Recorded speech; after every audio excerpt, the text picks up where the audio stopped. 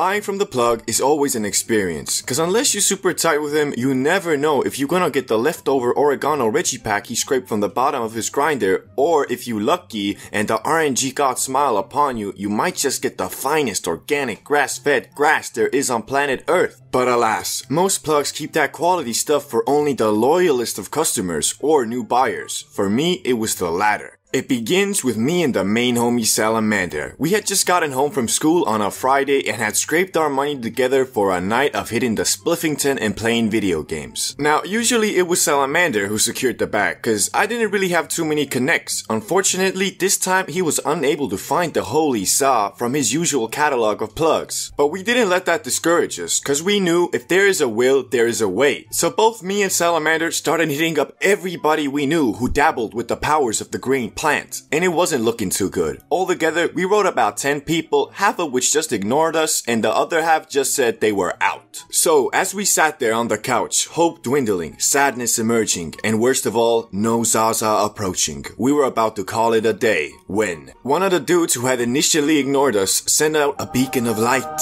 Yeah, I know a guy, he just started plugging, so I can't vouch for the quality, but he definitely got some. Now, if you've ever been in a situation like this, you know it is one of the best feelings in the world when you've almost given up, but in the last second, you get that holy text of, yeah, how much? But even though we were pretty stoked, we were also a little bit wary, because this $20 we had saved up was the equivalent of 20 million in today's money, and because this guy was new and no info was given on the quality, we were scared of getting a bag of oregano. And I mean, at the time, we both thought all plugs are grueling gangsters ready to kill you on sight if you so much as make the wrong sound. So if it really was a bag of oregano, there was nothing we could do about it. Anyway, the time comes for us to meet up with this mysterious plug, and the instructions he gave us were to come to this rundown gas station's loading area in the back at 8 p.m. sharp. So we did. As we were standing there at 7:58 p.m, we could only imagine what vicious, heinous,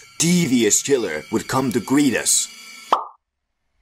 So yeah, we hyped him up a little too much, but all that mattered now was the grass and if it was good or not. We went through the usual plug dialogue options like, yo, what's up? Yeah bro, can't wait to get suited today. This that good, etc. Until he finally revealed the grass, and what I witnessed to this day I find absurd. The grass was golden. Nani? Not in like shiny gold, but it was this yellowish color with green accents. Beautiful. And the smell. Bro opened that bag up for us to sniff, but it was not necessary, as the smallest opening in that Ziploc baggie consumed the entire area with the finest fragrance imaginable. Oh, okay, well, finest is the wrong word probably. The shit smelled like cat piss, but that's a good thing with Zaza. So we gave up our $20 with no hesitation and returned to Salamander's place with this golden grass of the gods. Now, usually, we would just roll up a spliff and consume the za like that, but as this seemed to be legendary material, and we didn't want to waste even a single microgram, we made a makeshift can that would allow us to ration this gram to the maximum. So, now it was time to hit the za, and it went something like this. Are you ready? Shit, you know it. Here goes nothing. You good, bro? Yeah, you gotta hit this shit, man.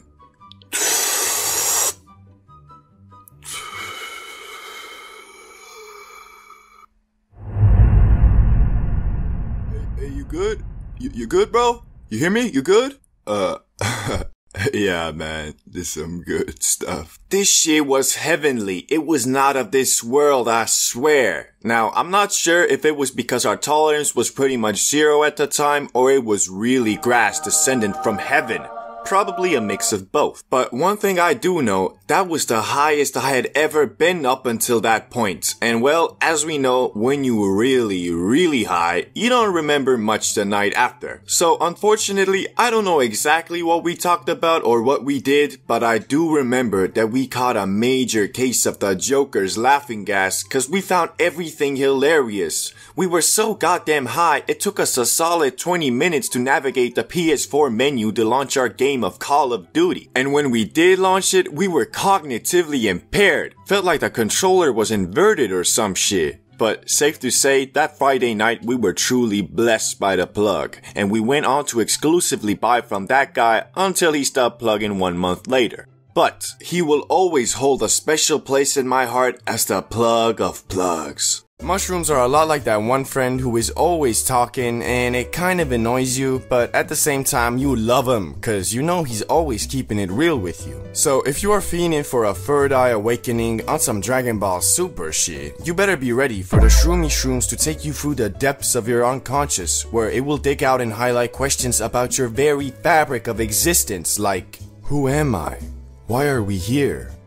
Do I like men? But anyway, that doesn't happen the very instant you eat the shrooms. In fact, the stages of a mushroom trip are so different, each one of them could be considered a substance of their own. But the first stage everyone experiences is Stage 1, Ingestion/come up. Right after consuming those Mario power-ups, you might feel your stomach twist and turn a bit, as your body is signaling to you, this shit was not food, wasn't it? But thankfully, it's usually pretty minor and goes away after a few minutes. While waiting for the shrooms to kick, you probably stare at a bunch of random objects hoping to find some type of moving pattern, cause that's what shrooms are supposed to do, right? Well, yeah, kind of, but after 30 minutes goes by and you're still staring at the wall with no sign of visual hallucinations, you probably think to yourself, man, I got scammed, didn't I? But then you start really thinking about it. Are you feeling something? And then you think about the next thing, and the next thing, and then you might laugh at something completely random like this picture of SpongeBob, and boom, you now realize they weren't duds, and you're about to go on a journey, bro. Also, after all this, you probably move on to Stage 2, Questions that lead to more questions. You're at the point now where you know the shroom's kicking, but you don't really see any visuals except for maybe the increased significance of every object, but the main thing is you have started questioning everything you know, but not in a scary way of nothing matters, there is no point. More of a, man, I love hanging out with Charlie. Wait, do I though? What type of person is he actually? He's friendly, but kinda secretive and keeps to himself. What is he keeping to himself? Could he be a totally different person?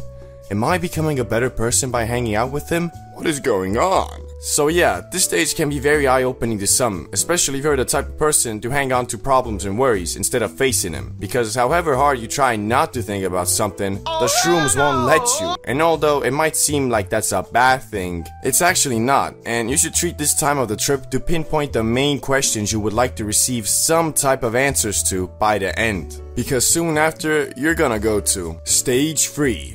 Holy shit! The mushrooms are now almost at full effect, and you're definitely seeing some hallucinations, like moving patterns, disfigured items, wavy hands, etc. But to be honest, that isn't really the main thing, because if you approach this trip with the right mindset, as in you wanted to actually take something with you to the real world afterwards, then currently you are most likely intensely trying to piece together the answers to the questions you highlighted on the previous stage. But it ain't as easy as it seems. It feels like you were constantly on a breakthrough to something really important and significant, but then you lose it and have to start again with the pieces you left off with. But if you stick with it, you always figure something out. Maybe not the full picture, but something. Also, you shouldn't blame yourself if you start talking or thinking about something that you feel is very amazing, but then halfway through realize you literally pondering about the implications of the evolution of the Pringles Man logo, bruh.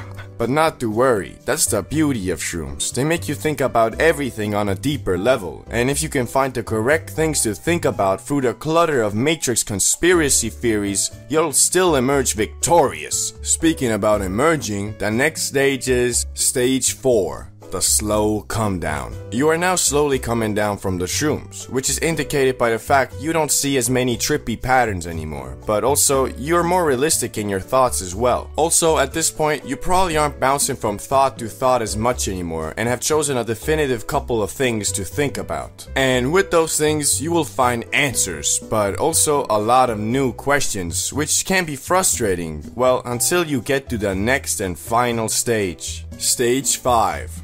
Journey complete. At this point, you have almost completely came down from the magic, but not really, because although you don't see any hallucinations anymore, you feel more in touch with reality and yourself. The best way I can describe this stage is like it's the fruit of your labor. This is the stage where you've gone through the constant questions and search for answers and come out victorious. Best way I can describe it is like you're high off some Zaza, but with a much clearer head. So this is the perfect time to play some video games, watch a movie, or do really anything you find fun.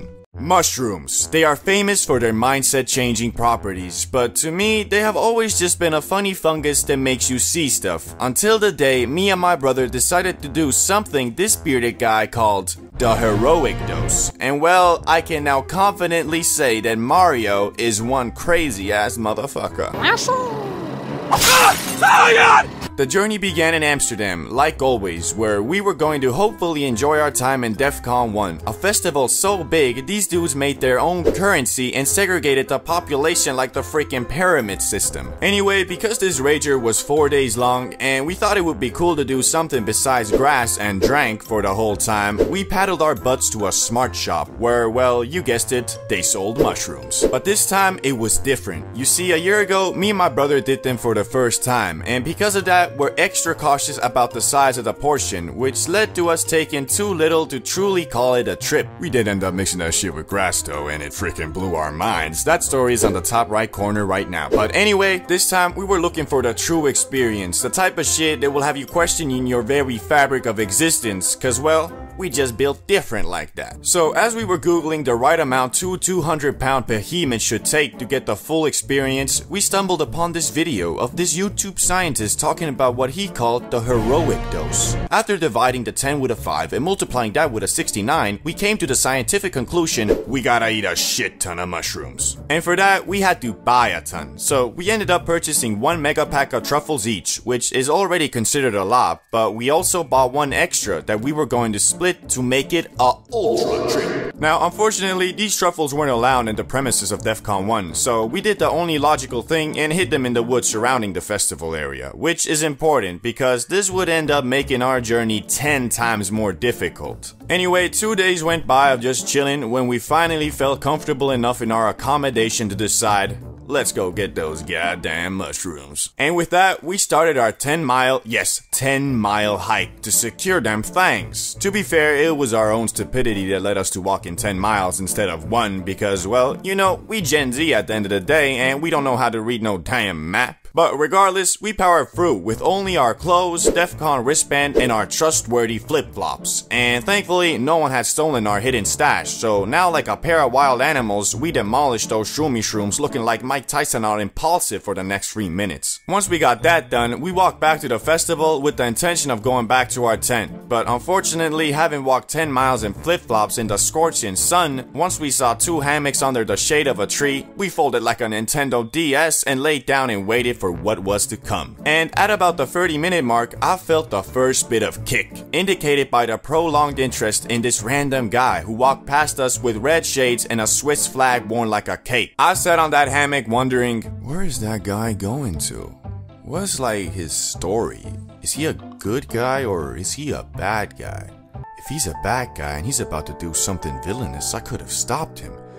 Will this haunt me forever? Oh wait, I'm tripping. Snap out of it, Mario. And that was the start of our heroic journey. We then proceeded to bounce back and forth questioning, what you feeling, bro? Until finally, ResX found the strength to stand up from that hammock with the bones surrounded by jelly that were our legs. Which also gave me the power to stand up and start wandering around the magical place that was DEF CON. The more we walked, the more trippy shit got. We truly felt like we were in some type of medieval town from the fact that there were no buildings, only shacks, and the people there were all either drunk, high, or both. Some of the stages were also kinda scary because you see, DEF CON is a hardstyle festival, and in hardstyle there are many subgenres, ranging anywhere from remixes of popular songs to sentences like "dance with the devil" or "Long live the Antichrist," followed by a beat drop so strong the common man would mistake what he hears as noise, not music. Anyway, as you can imagine, some of the more hardcore styles were also accompanied with more hardcore people and more hardcore stages, which, well, when you're bugging off what we were, it got a bit intense. And it was truly a test of our characters, cause anybody can be a tough guy when they're drunk, but when you're at your most vulnerable and every thought is significant and uncontrollable, it's pretty hard keeping your cool. But in that moment, I was very thankful for my brother, because although we are both Chads in our own right, that day the power of a single Chad was not enough, and we had to really pull our power together to actually enjoy the trip and not bug out. Once we hit the 1.5 hour mark though, we randomly stumbled upon our friend who was there with us at DEF CON, and it was a very nice mid-quest point. We shared our experiences, explained that we are currently on another plane of existence, had some laughs, oh, and we also showed him our disgusting feet that we acquired from walking 10 miles in flip-flops, which he one-upped us by showing his messed up right eye, which he got from getting dust on it or something. After that, we proceeded to the final boss, our tent, which might not seem all that scary, but at this point we had ascended to a place we had never even thought to exist. A place of pure mystery, questioning yourself and everything you know.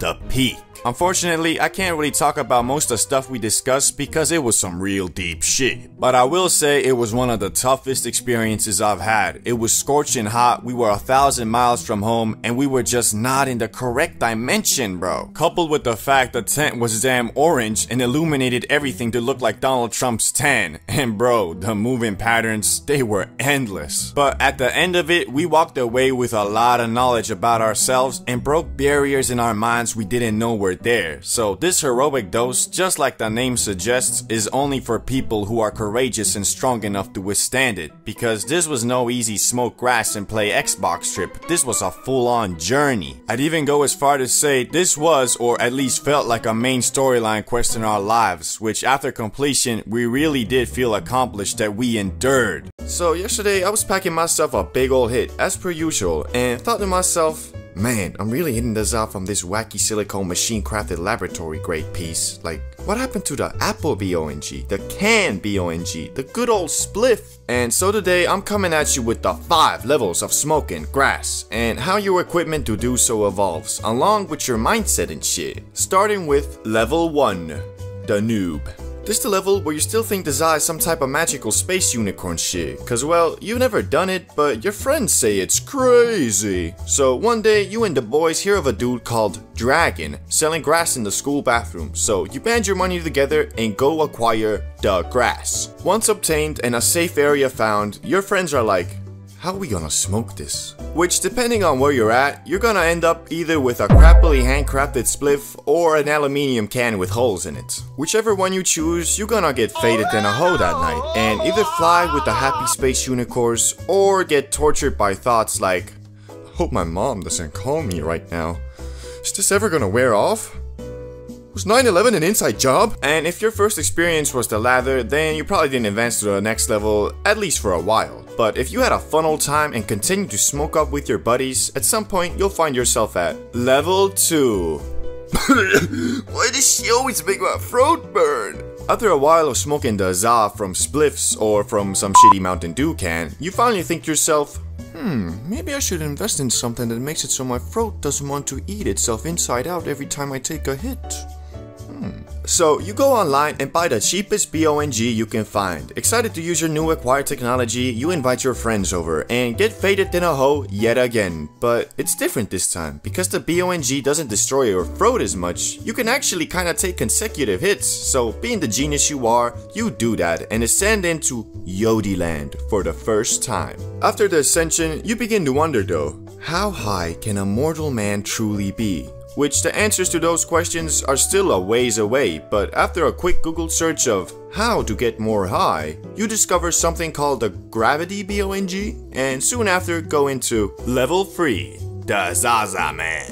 Eager to try out your newfound powers of gravity control, you yet again invite your friends over and take a smack dabbly-doo off that thing. Which what follows is actually not as crazy as before, cause even though you all did get faded than a hoe, you also got sleepier than a hoe and got knocked out on the couch pretty fast. So you vowed that the next time you use the powers of gravity, you'll drink an energy drink or something so you won't fall asleep like a baby. Even though it is pretty nice sleeping like a baby. Anyway, at this point, your friends are probably like, yeah, nah, that's a bit much. But because you're a crusader and haven't yet learned the lesson of moderation, you still want to get even more faded. So back to Google, and now you find yourself basically with two options, edibles or dabs. But because this is the 5 levels of smoking grass, let's just say you chose the dab pen. And shortly after, you move to level 4. The Fortnite cart. After the obtaining of the Benjamin, you test it out with your friends and you get faded than a hoe yet again. But the reality is your friends just want to smoke normal za cause the Benjamin kicks too hard for them. But you still haven't learned moderation, so you call them wackos and waddle your way to Benjamin City alone. While at Benjamin City you're like, more high, must get more high. And there's only one more item to fill your never-ending quench for tolerance destruction, and that is level 5. Bro, what the fuck? You got a damn science station here with dab rigs? They're, well, unnecessary is a way to put it. I mean, bro, you know she has gone too far when you gotta look at the instructions on how to get high. Plus, your friends don't even really want to try it out anymore and urge you to go on a tea break, which after realizing that all your money has been going to your need to get higher and higher, you're kind of forced into one, which after, hopefully you'll move on to final level. Ascended. Finally, you realize smoking za isn't just about getting as high as possible, because every situation has its own limits of fadedness. So if you're just going out on a night out with your homies, best thing to do is to smoke a spliff. If you don't want to get faded in a hodo at home, do the gravity, and so on. The true power you have over all the other levels though is you've already gone through all of them, knowing that you can manage your tolerance correctly and smoke up with the appropriate tools for the appropriate situations. I love the magic green plant, but sometimes I be just chilling, minding my own damn business, and then all of a sudden, bang! The Zaza decides to make something as simple as my toe hurts a little bit into holy shit, I have toe cancer and I'm going to die. But something you guys might not know is that there are levels to greening out, as not all green jelly bean attacks are with the same ferocity as Mike Tyson's uppercut. Sometimes it can be just a small jab that knocks you down, so let's start out with the Jake Paul special. Level 1. Whatever. This is the initial level where you start to suspect that something could be wrong. You might have dove deeper into a bad thought than you would usually, or you find yourself thinking about a subject outside the one being discussed quite intensely. This is the level where if you act according to the CBD bro code of not being a dum-dum and just stop yourself from diving deeper, it can quite easily be stopped with just a change of scenery or switching concentration from your thoughts into the activity at hand. That being a video game, chatting with friends, a TV show, etc. But if for some reason you forget to actively stop it, well, you're gonna move on to level 2. Okay, stay calm. So you didn't stop the mighty green out when you had the chance. Well, now you've dug yourself much deeper and it's gonna be a lot harder to come out of it, although still not impossible. At this point, if you're with a group of friends, you are only replying to them because that's what you would normally do, but in your head, you are fighting demons. Not the devil himself yet, but it's still quite the battle. Yet at this level, you are still able to keep your composure and haven't ruined the group's vibe by being like, holy shit guys, I'm freaking out, I need to go home. Cause you know, if you were in their shoes, that would totally kill the vibe. But if you don't manage to crawl out of this hole, you will go straight to level 3. Game over, man. Game over. Well, at this point, it's game over, man. It's impossible to pull yourself out. Well, not impossible, but highly improbable. If you're with a group of friends, this is the point where you just can't take it anymore and you change the group's vibe from fun to emergency mode. But if you are unlucky enough to be with a group of people you are not really that close with, well, this would be the time to just kinda walk out of there, cause you just can't function in a situation like that anymore. Every sentence you think about forming, the voice in your head will go, you sure these guys are gonna find that funny? What if they don't? What if they find it offensive? What if they f***ing kill you for it? So yeah, at this point, shit is too extreme to handle in a situation like that. But it gets even worse at level 4. Freak out. You're screwed. If you're in a social situation, this is the last chance to put on your big boy pants and just dash out of there. But at this point, even that's kinda scary, cause every damn object looks like a demon and every stranger with a hint of blue is a cop. Your brain cannot handle thoughts anymore, so just switch that shit to autopilot and start walking. Even though you know that the police aren't probably gonna get you, it doesn't matter, because you are convinced if they don't get you, the devil himself will pop out and bring you to hell with him. Although this is complete paranoia mode, if you are alone in your room or with a group of close people in emergency mode, you'll be okay, just barely. But you need to hope and pray that you'll start coming down soon, cause if not, well, level 5. I am going to die. Like, no kidding, I'm going to die 100%. The last and final level. At this point, you were 100% screwed. There is no pulling out anymore. All you can do is wait for your high to dissipate and just crawl up in a ball until then. You have convinced yourself that whatever it may be that started all this is the actual end of the world. Like no cap, sometimes the Zaza just doesn't like you and convinces you that the end is coming. No amount of persuasion and calming down from your friends will help you now. So they probably just left you in the corner while they went to enjoy the high.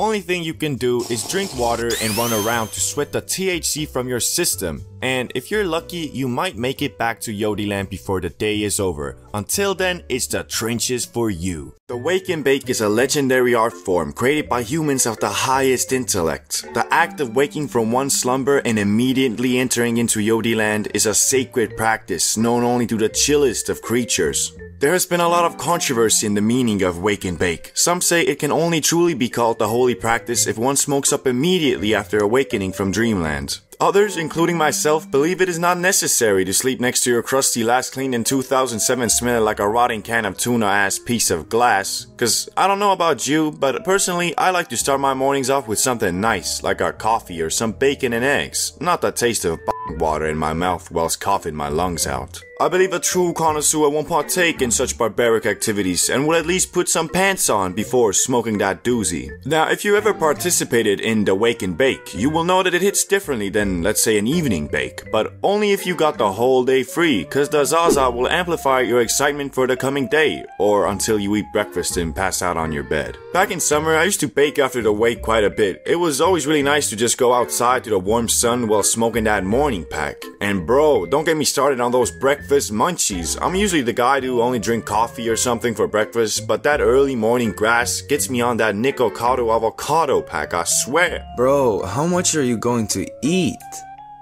Everything. And after a delightful breakfast like that, how can you be anything but energized? Nah, in reality, after destroying 2,000 calories of Twinkies, you're probably gonna pass out in 20 minutes. But that's why after the first couple times, I created the 3 golden rules of a productive Wake and Bake. Number 1. Don't have a demonic ritual that involves you sacrificing 15 hot pockets in your stomach. But you just said that the breakfast munchies are nice. Yeah, they are, but you have to treat the massive breakfast kind of like drinking alcohol. So you gotta understand the sacrifice you are making by having that giant breakfast. You are effectively done for the day, as you will most likely fall right back to sleep after, and then when you do wake up from your 3-hour morning nap, you'll feel all hazy and bad, cause you just wasted your whole day. Lazy piece of shit. So if you wanna avoid that, don't wake and munch. Number 2. Make a plan the night before. Have goals set for the day. Basic stuff like buy groceries, maybe work out, hang with some friends, stuff like that. Cause when you have a plan the night before, you are much less likely to just sleep the whole day and then at night feel like a lazy fat tub of lard. But also keep in mind, you are supposed to have fun on a Wake and Bake, so don't make the objectives too hard cause you're probably just not gonna do them then. Some of my favorite Wake and Bake activities include going to the gym, playing a team sport, playing a story game, bathing in the sun, going to the store, hanging out with the homies, etc. Anyway, time for the last rule, which is number 3. Don't get obliterated on the Wake and Bake. So this one is kinda obvious, but important nonetheless. It might seem like a great idea to get soinked up to nines on your first hit, but in reality, all that will do is spoil the plans you set the night before. Cause no matter how productive of a smoker you are, when you're faded to the max, there is about a 95% chance you'll tell yourself, ugh, whatever, I'll do it tomorrow. Which once evening rolls around, will hit you with that existential depression. And the only way to escape from that is with the purest form of productivity. We've all had it, we all know it. 2 a.m. motivation. F the drugs, f the cigarettes, f that dumb bitch. It all starts f***ing today, alright? No more f***ing excuses. That's the fucking, this is the year of the fucking soldier. And I mean, even though who doesn't love a bit of midnight motivation, it won't get you anywhere in the long term, and really is usually just a sign of doing nothing useful during the day. But hey, if you follow these 3 golden rules, I'm sure your future wake and bakes will be much more productive and fun. At least I hope so. Sometimes you do stuff that you shouldn't do, or at least you thought you shouldn't do, like mixing a mega pack of magic mushrooms with a ton of ultra fine Amsterdam Zaza.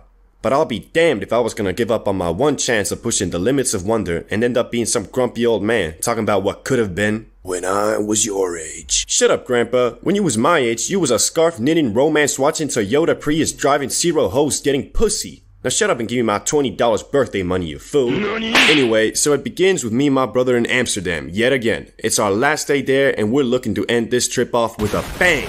We stumbled into one of those magic stores that sold all of these crazy substances, literally shelves stocked with little vials of liquid that had specific effects comparable to every drug you can think of. But we had our eyes set on something a little more natural, a little more psychedelic. A mega pack of Space Hawaiians. We grabbed those shrooms and brought them up to the counter, feeling like some kids at a toy store buying their first Beyblades.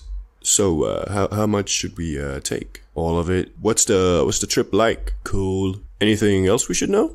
Don't be a pussy, I guess. Can we mix this with the Zaza? No, do not mix it with the Zaza. Okay. Jeez, can't be that bad. Okay. Well, if you want to end up like that guy, be my guest.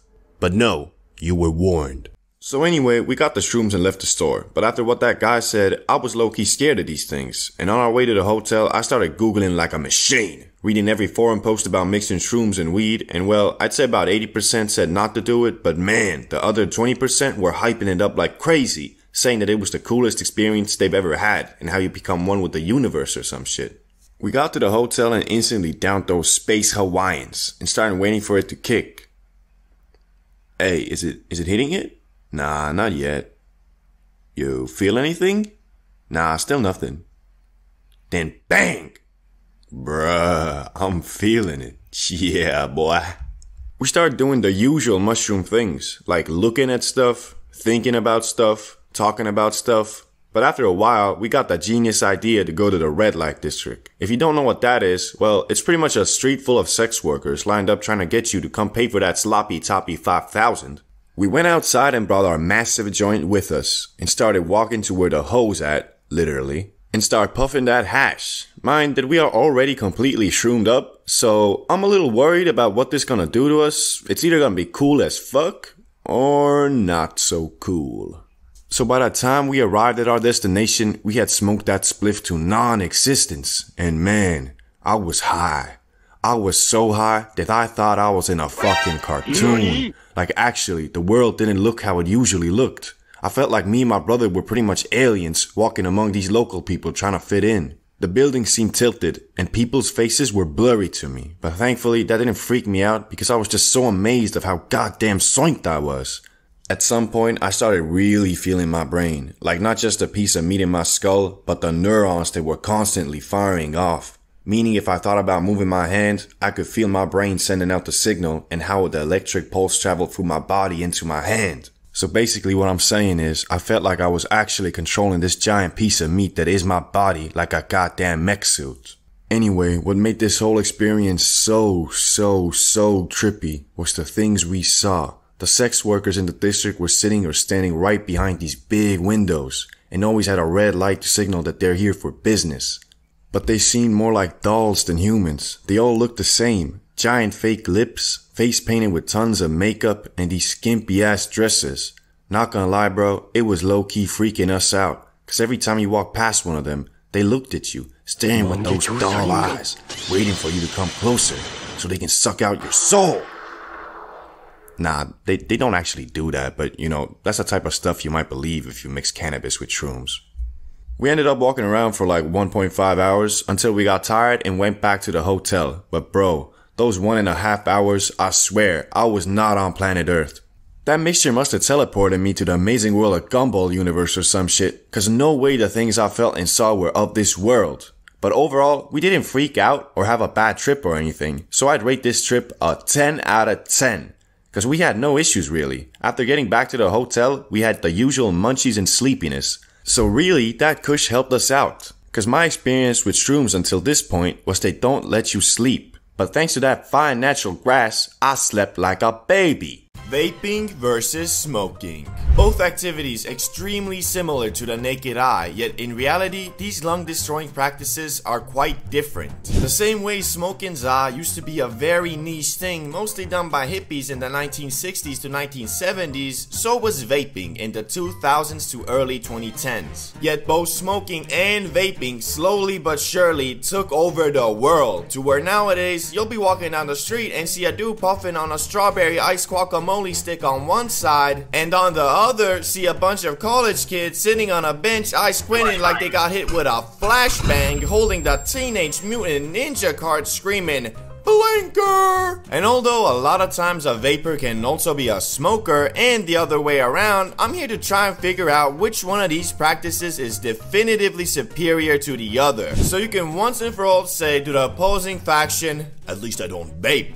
or at least I don't smoke. So let's get started with the first category, and that is the effect. This is probably the most important category, because if you're going to damage your lungs and throat by inhaling a foreign substance, it better be at least a fun time. Which I think we can all agree, this is where smoking and vaping are completely different. With vaping, the high you get, if you can even call it that, is a buzz in your body, lightheadedness, bit of an increase to your social battery, and of course a small dopamine boost. But here's the kicker, you only feel this effect like the first couple times you do it, and later mostly only in the morning on your first puffs. So the action of vaping just kind of becomes a mindless habit where you're doing it not for the effect, but just because your body is telling you, hey, it's been like 30 minutes, you should really go and rip that 99 Nick strawberry mango punch. Whereas the high you get from the grass is actually what you're inhaling it for, and although the effects vary from person to person, they usually consist of better mood, increased appetite aka the munchies, laughter, the increased significance of your thoughts, creativity, laziness, sleepiness, etc. But also, these effects are felt for much longer, of about 2 to 4 hours, compared to vaping, which is literally like 10 seconds. So if you look at it straight up, then smoking absolutely takes this category with ease. But then again, for people who are prone to getting paranoid and need everything planned out, the high from the za isn't guaranteed to be enjoyable, cause I mean, you can just green the fuck out.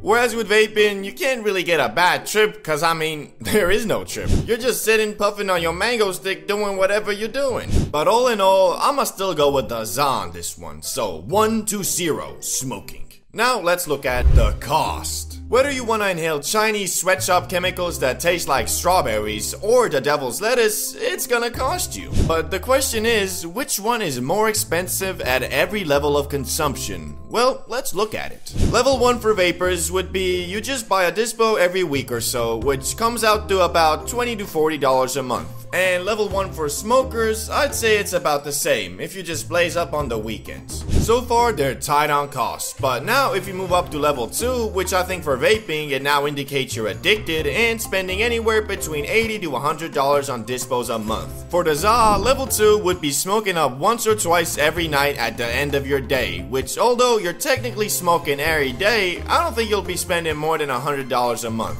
So looks like smoking is edging it out. Well, that's until the next level, where most vapors probably buy themselves a box mod, which is the equivalent of buying a car instead of taking a taxi everywhere. And on the other end, here's where smoking za can get a bit more expensive. At level 3, you blazing 24/7, and you're high not just at the nighttime when you're done with your day, but also when you're going through your day. And because of that, your tolerance has gone up a lot, to the point you having to spend over $200 a month just to continue your za smoking, which don't let it get that far. Please, it's really not worth it. And at level 3 vaping, because you can just get a box mod eco nick machine, your costs ain't really go up that much. Shit, it might have even gone down. So basically, at the higher echelon of being a nick fiend, it's much cheaper than being a 24/7 high stoner, which would mean vaping wins, right? Well, technically, yeah, but to be honest, is it really a good thing you can puff on your lung cancer strawberry ice machine for so cheap? I don't think so, and honestly, I'm kinda happy about how if you smoke up 24/7, your tolerance will evolve to a point you have to drop a bag every month just to keep up with your dependency. That being said, I'ma have to leave it at a tie here. 2-1 smoking grass. Now it's time for addictiveness. I think this one's a no-brainer. Nicotine is obviously more addictive, right? Well, yeah, but there are some more aspects to this comparison, like the fact even if you're completely addicted to Nick, you can go about your everyday life just the same, cause it doesn't make you slower mentally, nor lazy, nor paranoid. It's just slowly but surely giving you lung cancer. But with ZA, if you really start abusing that shit, it'll affect your everyday life, cause it can lower motivation, make you less driven, slower mentally, and hazy. But all of that is only if you let yourself get that far, which is much harder than with Nick. Cause the ZA is just less addictive than the mango stick, meaning with vaping it can literally take just one puff to get you hooked, but with the ZA it's more like an experience. So although you might have a great time your first high, you won't be in the school bathrooms the next day like, "Yo, you think you can give me a couple puffs off that? Haven't hit anything in hours. Really? Give me that!"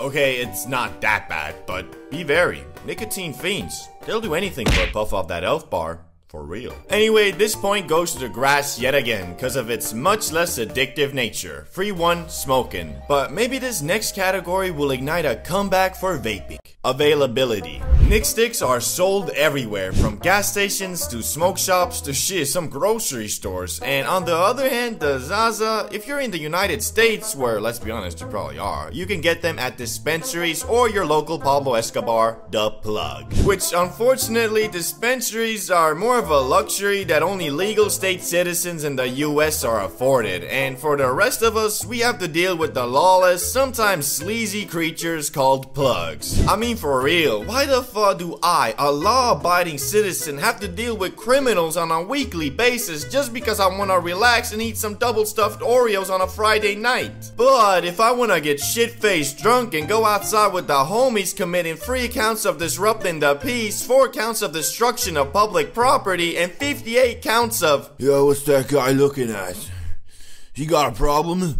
then that's totally fine. So I think we can all agree vaping takes this one. 3-2. Now time for a category which will either tie it up or secure the major take W for smoking, and that is the community. Vape Nation versus yeah man. Or at least that's the stereotype. In reality, it ain't really like that. Although from my experience, vapers are more extroverted because they're always vaping in a circle in the damn bathroom, chit-chatting about their flavors. And smokers are more introverted and chill, who would rather sit down and play some modded Minecraft with the homies than go to the club. Oh, and if you're looking for a place where you can find more people like that, then why not join the CBD Bro Discord? We also just hit 5K members, so join the revolution, the weed revolution. Anyway, this could be biased because I'm a smoker myself, but I personally think the Zaza community is better than the vaping. Although I really don't like grass NPCs who make the Za their whole personality, these dudes are pretty easily spottable and avoidable. But I mean, vapors got the same thing. Imagine standing in a circle, everybody puffing on their dispo, and then some dude pulls out the Vaporizer Ultra 3000i Max, fully equipped with 8 flavors, a touchscreen, Wi-Fi, and Bluetooth capability. I think the exact same thing that I do with grass NPCs. That's a bit too much, man. Anyway, 4-2. Smoking wins. The first high, a core memory, and whether you enjoyed it or not doesn't really matter, cause for 95% of people, their first time literally shapes their entire opinion on the grass. Almost everybody who isn't age 50 or over and says, "Weed is the work of the devil, and should be more illegal than even meth." Well, actually it is. The Za is Schedule 1 and meth is Schedule 2, so... Yeah, that's right. That's why I love America. Greatest damn country in the world. USA, USA, USA. Anyway, what I was saying was that most people who tweak their first time are put off by it for a while and shape into za haters, and people who have fun their first time, believe it or not, don't all become mindless junkies who eat Little Caesars and watch SpongeBob all day. Rather, when asked their opinion on weed, they'll probably just say, "My stomach turned into an endless void with an unquenchable hunger for anything edible, which was followed by a sleepiness so uncontrollable I passed out halfway into my 25th Twinkie." It was pretty fun. So obviously me, CBD bro, who runs an entire YouTube channel dedicated to the green plant, must have had the latter experience, right? Well, not really. As you see, when I was but a wee lad, uncontaminated by the forbidden fruits of the world like alcohol, nicotine, and yes, weed, always believed that alcohol makes you homeless, nicotine makes you a little bitch, and weed makes you lazy. Thinking that, I didn't want to waste not just my first high, but my very first time feeling anything besides normal on eating Doritos and watching Family Guy. Which, after turning 17, I decided it was about time I lost my substance virginity and planned to do so on Christmas dinner, where I was gonna let El Marijuana put its big, fat, thick, juicy, delicately rolled J in my mouth, but only after I had eaten, as I believed if my tummy was full, I wouldn't get the munchies and could instead contemplate the meaning of life my time high. And thankfully, I had an older brother who was more than willing to give me a puff or two from his Christmas dinner J for $4, the fucking cheapskate. So we went upstairs and started puffing, which Rezex was instantly bamboozled from the magic grass. Nice, it's not a dud. Now it's my turn. I grabbed the J and puffed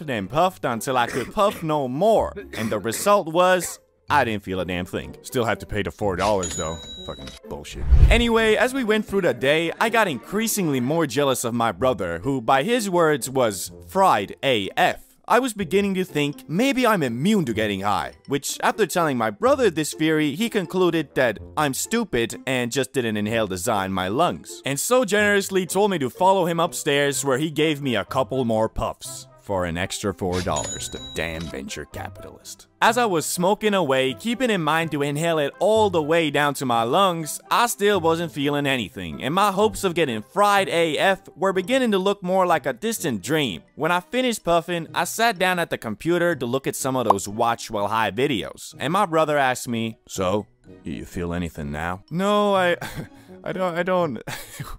What's this weird I'm not sure. I don't know, seems to me you're fried like some Kentucky chicken, boy.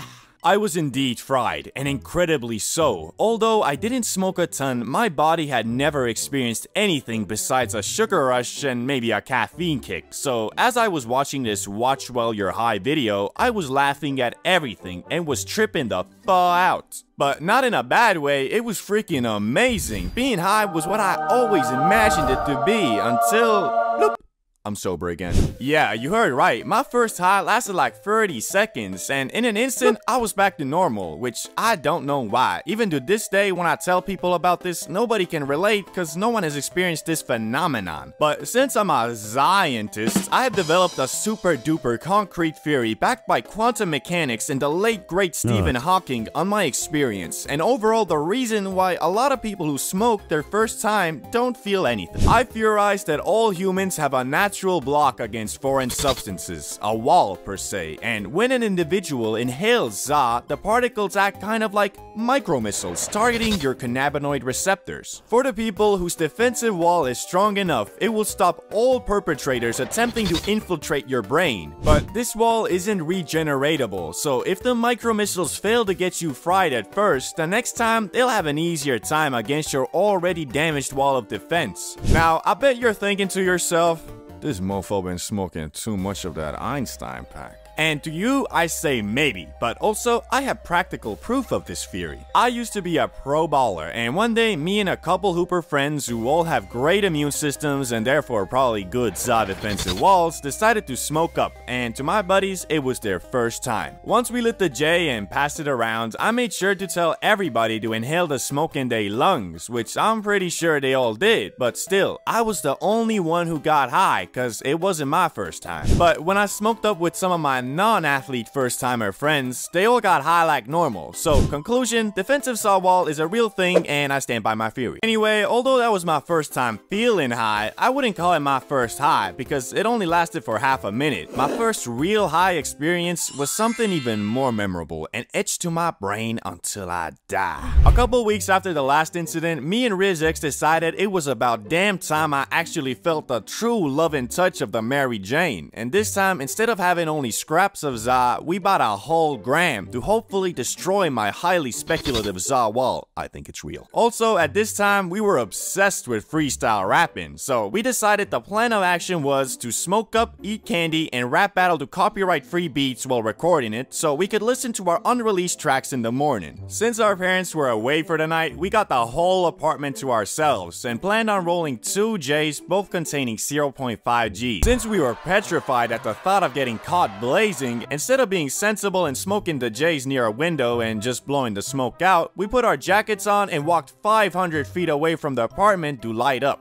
just to be sure that there wouldn't even be a microfiber of evidence that we were smoking the devil's lettuce. As we were consuming the J, all I could hope for was that this time I wouldn't just get a limited free trial, but the actual full version. But alas, when we finished puffing the J, I again felt nothing, or at least that's what I thought, cause as we arrived back home, I finally realized that, so you feeling it? Yeah, kinda. Sometimes the high hits you a couple minutes later, especially if you're going from outdoors to indoors as we did. And my highly accepted theory in the science community about this phenomenon is that through evolution, we have always considered indoors to be our safe zone and outdoors dangerous. Therefore, when you're outside, your brain doesn't allow the full faded and relaxed effect to take over, probably in anticipation of a roadman coming and chefing you up with the mandem. Okay, this one I'm not so confident in, and I have to come clean. I am in no shape or form associated with the science community. Yet. Anyway, now that we were high and in the living room, we started putting on some beats and freestyling, and to this day, I have yet to replicate the skill and precision of my flow that high. It's hard to explain, but nowadays, I can't rap for shit. I mean, I'll spit one line and be like, yo, I've been getting money making racks, cause you know I'm flipping packs. That's facts.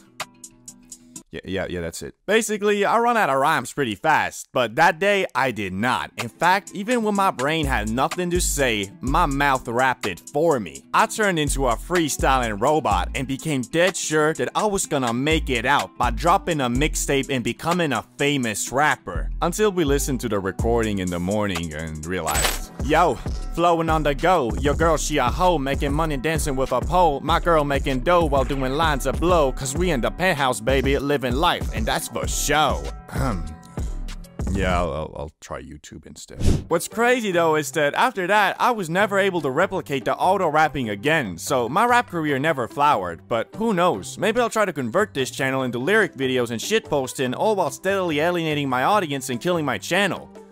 Or maybe I should just make a separate channel for that? The Plug, a holy being that will always be there for you, especially when you don't need him, and also occasionally when you do. And because I don't live in the fancy America, where all the big vloggers and TikTokers are, I still rely on The Plug for my Zaza. But after years of buying from different plugs, I always wondered how much money do these guys actually make and what are the requirements to be successful in the profession? Well, finally, after the introduction of a new, scientifically enhanced type of grass, HHC, I kinda got the answer to these questions, and I'ma be honest with you, it ain't what I expected. As I said before, it all started with the introduction of the so-called new and improved ZA, HHC. And because it was new and regulations had not been set, even in my Stone Age country where an 18-year-old can buy a liter of vodka and drink himself to death, or just get hammered and get the sudden urge to call out the 6'5" undefeated heavyweight MMA fighter at the club because, well, when he sees red, bodies start dropping. Anyway, since this was legal and I am a law-abiding citizen who wouldn't even dare to jaywalk, I thought to myself, this is the perfect moment to see what being the plug is all about. Furthermore, because most dudes in this country don't know anything about strains, hash, bud, and just take whatever the plug has, I didn't need to worry about people thinking I scammed them. Also, your boy conducted a thorough inspection of this new product, using only the most delicate and scientific tools possible. Oh, okay, I hit that shit through a Red Bull canning. It kicked pretty nicely, so I dubbed it Verified Lab. After securing half an ounce of the Verified Lab, which is 14 grams in European tongue, I went to work on finding customers. And obviously the best place to start is on Snapchat. So I took a picture of the Zaza with the caption 15 bucks per gram, hit me up. Which is a steal, because, well, it sold for 20 a G here. And unfortunately, I only got one sale, cause I guess most of the people who I knew smoke Verified Lab were plugs themselves and knew of the existence of HHC and that it's like 6 bucks a gram. But I was still determined to flip them packs and make them racks, so I hit up the most trustworthy plug I knew who actually had people in his contacts who smoked Verified Lab, but were not in the business of trapping themselves. After a thorough business meeting where we may or may not have smoked the grass ourselves, he conducted that the gas I had was indeed worthy of the title Verified Lab, and offered to buy it all for 12 bucks a gram, which, I mean, I got it for 8.5, so I obviously said yes. At first I thought that was all. I made a nice profit of about 40 bucks and was feeling good. But after about 2 days, I got a message from the plug I conducted business with reading, "Bro, that shit sold out quick. Can you order more? I think I can actually sell this stuff for 25 a G, cause people want the same stuff real bad." Now, I think you are currently pondering two questions. Why didn't he just order more himself? And how the hell did these dudes not know it was HHC? Well, the reason he didn't order more himself is quite simple. He is a full-time OG plug, so dudes does not have a bank account to order stuff. And to answer the second question, I truly don't know. I couldn't really believe it myself, but I guess most stoners really don't give a fuck about news and staying up to date with it. In the words of the great plug himself, these dudes just wanna get as f***ed up as possible. They don't know nothing about no THC, HHC, CBD, BBC, NBA, MMA, nothing. Anyway, it all sounds great, right? Everybody loves the Verified Lab and are willing to pay premium for it. Plus, it's all technically legal and I don't even need to sell it myself. Well, it would have been, but there were two problems that made it a bit more sketch. You see, the issue with HHC is that it's a chemically produced product. All it actually is THC with a couple extra hydrogen molecules. And through thorough research, both practical and scientifical, I found out that HHC is very unstable in nature, meaning one patch of the same strain can truly be Verified Lab. But then the next patch made with the exact same ZA and same way could be some whack leftover Reggie. It's because it's very hard to control how well this hydrogen molecule binds to the THC, and not financially worth it to control the potency of each patch. So you could order that shit once and get some damn moonrock, or like the first experience I had with HHC, get some damn oregano. And the second problem was the plug I was conducting business with didn't want that risk all to himself, so I would have to cover the upfront costs of the HHC and then give it to him where he would hopefully flip it for 25 bucks a G, which I would receive 15 bucks a G and him 10. So here I was with quite the pickle of a conundrum. Should I order a whole ounce of HHC, which by buying an ounce you get the best price per gram, but I risk it being whack Reggie? Or should I just order a fourth, therefore lowering the risk of getting whack product, but also lowering the profit margins? And the conclusion I arrived at was the best of both worlds. I ordered half an ounce just like before. After receiving the good, I gave half of it to the trustworthy OG plug and waited for that passive income to roll in. But unfortunately, it was as I feared. The stuff I got this time was still good and solid, but it just wasn't the verified loud I received before. So the OG plug was having trouble marketing it as premium ZA and lowered the price to the industry standard 20 bucks a G. But unfortunately, dudes were catching on as well, and some of them refused to buy the ZA cause they could just order it online. Like, yeah, you can, but wouldn't you rather buy from your friendly neighborhood plug? I guess not, cause after a couple days, the OG plug sent me another message.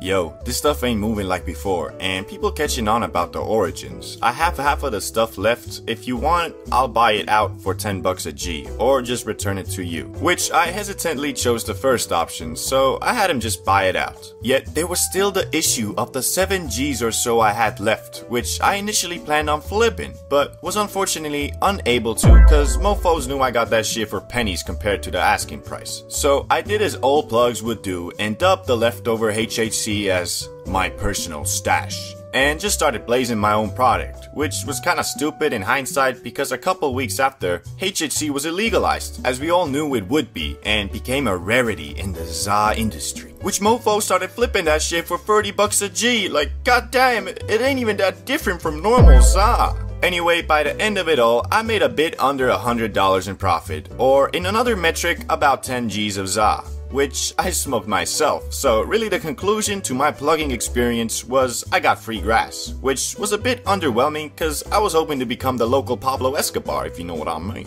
Moral of the story is don't get high off your own supply, or at least if you want to be a businessman. Oh, and also don't sell illegal things, cause well, this HHC was legal, so I could have technically flipped it on Facebook Marketplace or something. Man, smoking too much is such an awkward thing, especially because of how normalized getting faded has become. Nobody wants to be the guy who kills the vibe by admitting they graining the thaw out. Like, dudes be knowing they approaching their limit, but peer pressure is a bitch. Like this one time in school when we were smacking the paper planejamin on lunch break, and I could tell everybody was nearing the border between Yodiland and the Upside Down, but this motherfucker Salamander just kept on passing the J, and nobody wanted to be the first one to back out. Everyone kept on puffing and puffing until this one motherfucker just started puking. Like, goddamn. Safe to say, dude probably hasn't smoked again till this day. But you know, that was high school. Most kids weren't on that Wiz Khalifa pack like Salamander. I mean, this dude's parents were barely home, so mans must have just been low-key looking for attention by acting out, but instead all he got was Snoop Dogg's tolerance and all the school thotties daily driving his dick.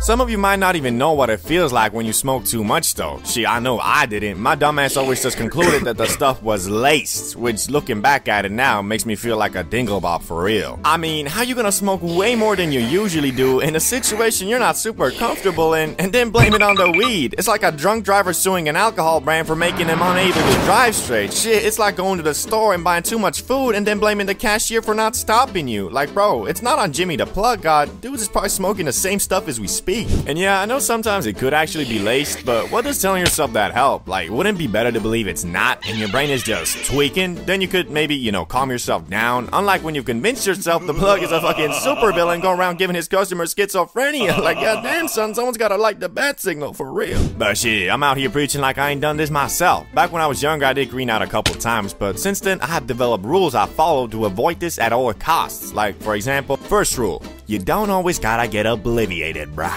Seems simple enough, right? But back in the day, every time we were smoking, my dumbass felt like I had to get higher than last time. Once the J reached me, I just...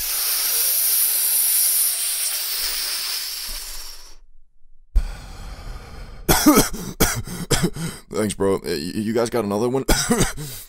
Bro. No. There's just some basic etiquette too, like everybody wanna get faded equally, but one thing with smokers is they're usually always chill and peaceful, so when you start hogging a spliff, rarely is somebody gonna forcefully take that shit from you. Just next time when you pull up, they'll bag your ass, pistol whip you, throw you in the trunk, and bury you alive next to Mr. Beast. That video would probably have to be on Rumble though. But point is, you don't always gotta be the highest in the room. Second rule, accept your limits. This is low-key the most important and the most difficult, but you might be thinking something like, don't you mean know your limits? No, I don't, bro. Cause I bet most y'all know them just when you be watching Fulcrum smacking the Benjamin like that bitch be only containing O2, you get a false understanding on how much mofos be actually smoking. Cause you can always do more, but what you can't do is forcefully remove the THC from your system and get less high. So don't be a victim of peer pressure just cause you wanna be cool, fool. But these rules don't mean shit if you don't factor in where you are and what you're doing. Which leads me to the day that made me come up with these rules. The time in my young life when I smoked so much in the wrong place, I was goddamn obliviated. Shit, I smoked so much I had less dialogue options than an Oblivion NPC. The first time I got high outside the comfort of me or a friend's crib. It was the usual business. We were chilling with the gremlins, me, Salamander, and Ricky, smoking up, talking about how we don't fall with school and how we finna make it out the hood. You know, the usual Gen Z shit. When Salamander, being the thotty magnet he was, got a text from one of his female companions inviting to what this motherfucker claimed to be a chill hangout spot. Although I do trust the homies, knowing Salamander's track record, I was a bit sus, cause I seen the places this dude hangs out at. I'll be waking up at the middle of the night to take a piss, then check the snap only to see dudes partying at some straight up trap house bugging off fucking ketamine. Okay, can't say that on YouTube, but let's just say it wasn't weed. Anyway, you know the drill. I don't wanna go, Salamander uses his 99 speech, convinces Ricky, now it's a 2v1, and I fold. Epic victory royale. But I agreed only under the condition that decided none of us drink nor do anything else but smoke the Lord's loud, because it was a motherfucking Thursday after all, so I wasn't trying to pull up to school smelling like a bum, acting like a depressed middle-aged man from The Hangover. Looking back at it though, that was probably the wrong call, cause, well, you'll see. So we're walking to the crib and Salamander lights up this comically big J that he rolled back at his place with a week's supply. While we're almost finished puffing and on the edge of obliviation, I see this super dope house that seems to be having a party, so I excitedly ask Salamander, "Yo, is that the spot?" Bro, okay, that place does seem pretty dope. Oh yeah, that's the spot. Glad you fought with it. Some people are kinda put off by it from the initial appearance. Anyway, let's just go in. Yeah, it looks pretty cool. You first though. Where are you going? What do you mean? The crib, bro. Leave it to Salamander to have you walk through an amazing street filled with beautiful houses and lead you to the only one that looks like Shrek's vacation home. To add to it, me and Ricky were quite frankly bugging. But as I mentioned in the previous rules, that's not always a good thing, especially when you're preparing to go into a house where your brain has calculated a 50-50 chance of being stabbed in the gut by a freaking tweaker with a kitchen knife. In my head, I was thinking, well, hoping for the saying, don't judge a book by its cover to be the case here. But oh boy, I should have judged the goddamn book by its cover and dashed off like Prime Usain Bolt. Cause what we were dealing with was in every sense of the word except not containing any of the actual substance, I think, a crack house. These people were blasting some of the most disgusting music I've ever heard. Shit sounding like the noise a speaker makes when you fiddle with the aux cord. And because I was high, that set the whole tone of my experience there. And shit, I did not know Salamander hanged out with vampires. Most of the dudes there were looking what you would imagine the local bum to be when he was young. I was in total shock. My teenage brain could not comprehend the degeneracy, the idiocy, the overall lack of humanity in that house. And it's not like I didn't try to have fun, but our highness did not mix with whatever the fuck these guys were on. At some point, I saw him pull out a vodka bottle, and they drank the whole thing in 5 minutes dry, straight from the bottle, like they were trying to speedrun liver failure. I attempted to conversate with some of them, but to no avail. I mean, what did I expect though? A drunk person usually isn't on the same wavelength as a high person, combined with the fact these dudes probably just got done sacrificing a goat to bring forth the Antichrist. I was starting to tweak the fuck out. Well, not tweak, I guess. Me and Ricky did have some fun by just bantering about how messed up of a place we had found ourselves in. All of this didn't seem to affect Salamander though, as we spotted him rizzing up a girl we assumed was the one that invited him, but we were wrong in that assessment because 5 minutes later the girl who actually invited him saw it, went up to him, yelled at him, and then slapped that man so hard it made him rethink his whole damn life. Cause as we were laughing at what had happened, he walked straight towards us and said, "Man, you guys want to do some ketamine?" Nah, he actually told us that this was probably a bad idea and that he's ready to leave if we are. Good thing too, cause if that girl hadn't slapped some sense into him, Salamander might have gone on to do the thing I mentioned like 3 times in this video. So anyway, we went back home at like 2 AM or something, put on some WWE on the TV, prepared to gleep, and got obliviated. Doesn't go much further than that. Shout out to Volker. Getting faded, a now respectable and honorable pastime that is indulged in by all types of people all around the world. Athletes smoke up, construction workers smoke up, subway workers smoke up. Well, at this point, I'm starting to believe that's part of their job agreement, but anyway, everybody seems to be puffing on that grass in 2024. Though, it wasn't always like this. I don't know about you, but for me, just 10 years ago, getting high was shunned upon by society, and doing so painted you out to be a junkie. Boy, must those accusers feel stupid now, when these days you can literally walk into a gas station and buy an eighth of OG skim cooked by Kim Kardashian, walk out with a blunt in your mouth, stroll by the police station high as fuck, and finish your day at the public park by taking a shit. Okay, that last part is still very much illegal and, well, disgusting, but you get my point. With the amount of celebrity brands out there and half of the US already legalized and European countries catching up too, weed really is Gen Z's alcohol replacement. But it isn't all good. The rising growth of the za industry has also spawned some products that seem to kind of defeat the whole all natural aspect. Hello. Hello, sir. What can I get for you today? Yeah, I'm just looking for something to get me faded before I go top golfing tomorrow. Oh, yes. Best product for you is this. It has 3 gram THC, 2 gram HH, 1.5 gram of THC, 4 gram THC, and to top it off, 0.5 gram gas. Bestseller and lasts you very long. Yeah, I just want to get a slight buzz before I make a fool out of myself at top golf. That seems like it's a bit too strong and, well, unnatural. No unnatural. Gas is for strawberries and PO is for headache. All good. But I understand you want good relaxing high. I have pre-rolls. Oh, nice. Yeah, those would probably work. Good. So here is Gorilla Destroyer Infused Keef covered 7 gram Vibe Elevator by Selena Gomez. Retail price 100, I give you for 70. Bro. So unfortunately, like with all good things that capitalism touches, without proper regulations, things can get out of hand fast. But if you do a little bit of research and properly react to red flags, aka if a disposable has 4 different types of synthetic, it's probably not the best purchase, even if the retailer does say it is bestseller. And that's why it's important to find a good product from a trusted brand that can get you where you're trying to go, preferably without even damaging your lungs. But things are moving on the right path. Well, maybe not path, but at least like general direction. Back in the day, getting quality was hard. I mean, you needed connects, a guy who knows a guy who knows a guy. You needed to be a part of this criminal underworld just so you could pack a bowl at the end of your day and play Super Smash Bros, brah. These days, all you need is a debit or credit card, access to the internet, and a mailbox. Or just a shop, which I'm all for, cause unless you were lucky enough to have a super rare type of plug, the friendly neighborhood plug, as your Zaza retailer, getting felt like a RuneScape quest. I remember back in high school, my only plug was this dude who, besides grass, also dabbled in some, well, let's say less natural.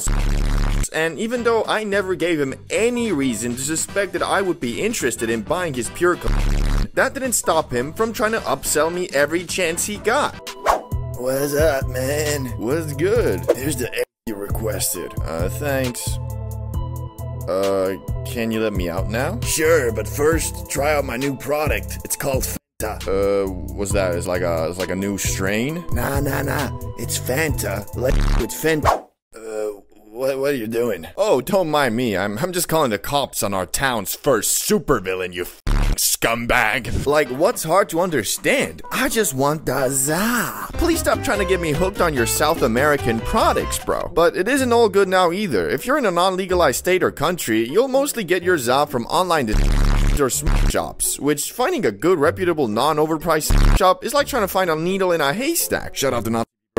It took me down near 10 different shops in Florida to find one that checked all the boxes. And even then, you gotta pray that they don't run out of stock on the brand or product you trust and know to be gas. Cause I don't know about you, but there really ain't many situations in the world that can bum you out more than buying some za and saving it for the end of your day only to realize, bro, is it just me, or did the oregano we smoked in high school smack harder than this 2 gram infused premium pre-roll? Yeah, nah, this shit more red than pine tree stems. Thank God I brought the meth. Some of these brands are just straight finessers, and it's up to you to discover the ones that aren't and whose stuff actually gets you where you're trying to go. But you also gotta keep in mind, there's levels to getting faded, and depending on what level you at will determine the type of grass you'll be looking for. There's always some dude who comments on the $5 pre-roll budget micro J listing like, NGL, kind of disappointed. Smoked this after 3 dabs, barely felt higher. 0 out of 10. Of course you didn't feel nothing. The product wasn't even marketed towards you. Some people just don't realize how deep the iceberg of tolerance goes. If you can manage to do even one big dab and not geek the fuck out and just chill, there ain't no amount of budget on planet Earth that'll get you where you trying to go, bruh. Shit, my man could be in the middle of that Far Cry Free scene where Jason has burned down the farm. Instead of running away, he'd be out here critiquing the quality of the Mid. What I'm trying to say is that to avoid the 7 deadly sin disappointment, make sure you don't cheap out on your za, unless you know your tolerance and experience allows it. Like, I ain't a heavy destroyer, but even for me who smokes up once a day at the end of the day, those $4 pre-rolls just don't get me that high. Or do cheap out. Just don't blame me when you get home, smoke up, put on some Adam Sandler, and Adam Sandler ain't funny no more. Thinking about, maybe I'll put on the news. The baby will be born, and we will decide what to do with the baby. In other words, we'll execute the baby. No! Did he say they're executing the babies? Executing? These reality TV comedy networks always get me, man. But hey, at least you don't have to be risking jail time no more, nor even be involved in illegal dealings with your old plug. Unless you had a professional plug who over the years became a true businessman and did the good old switcheroo, aka removed the first 2 letters from his business model while not changing the type of business he conducts at all. Gotta love capitalism. Although, I gotta admit, back then the za just felt more exotic cause what I had to do to get it. I've grown so accustomed to all these fancy strains, I've low-key forgotten the days of, what's up, man? So, you got the stuff, the good? Yeah, of course. Here's the za. Smell is pretty mild. Kinda crumbly, too. You got anything else, man? Yeah, sure, I got Galaxy gas. What you need? No, I mean like a different strain. Strain? Where you think we are, California? Be happy with what you getting, man. Next dude is leaving this car with this 1/8 of oregano. Motherfucker. Shit, okay, man. Yeah, bro, I'm hooking you up right here. This shit's straight from Hawaii. Galaxy super gas. This shit will have you risen up level 10 gyats in no time, bruh. Just make sure they don't phantom tax it too high, I think. High in the sky going 600 miles per hour. What can go wrong? Hello, valued customers. Captain speaking. We'd like to apologize for the delay. We got word that one of our passengers is smuggling Schedule 1 narcotics on the plane, and we have informed the local authorities who should be escorting the man out right about now. Alright then, scumbag. Empty your bag right now. I can smell the narcotics on you. Officer, why? I don't have any narcotics on me. I just ate a legal hemp gun. Oh shit, he's got a gun! That was a close one. But don't worry, folks. The situation has been handled. We'll get a crew to body bag this son of a bitch. Oh, sure, you also dropped your bag of flour. Anyway, carry on. Highway to the danger zone.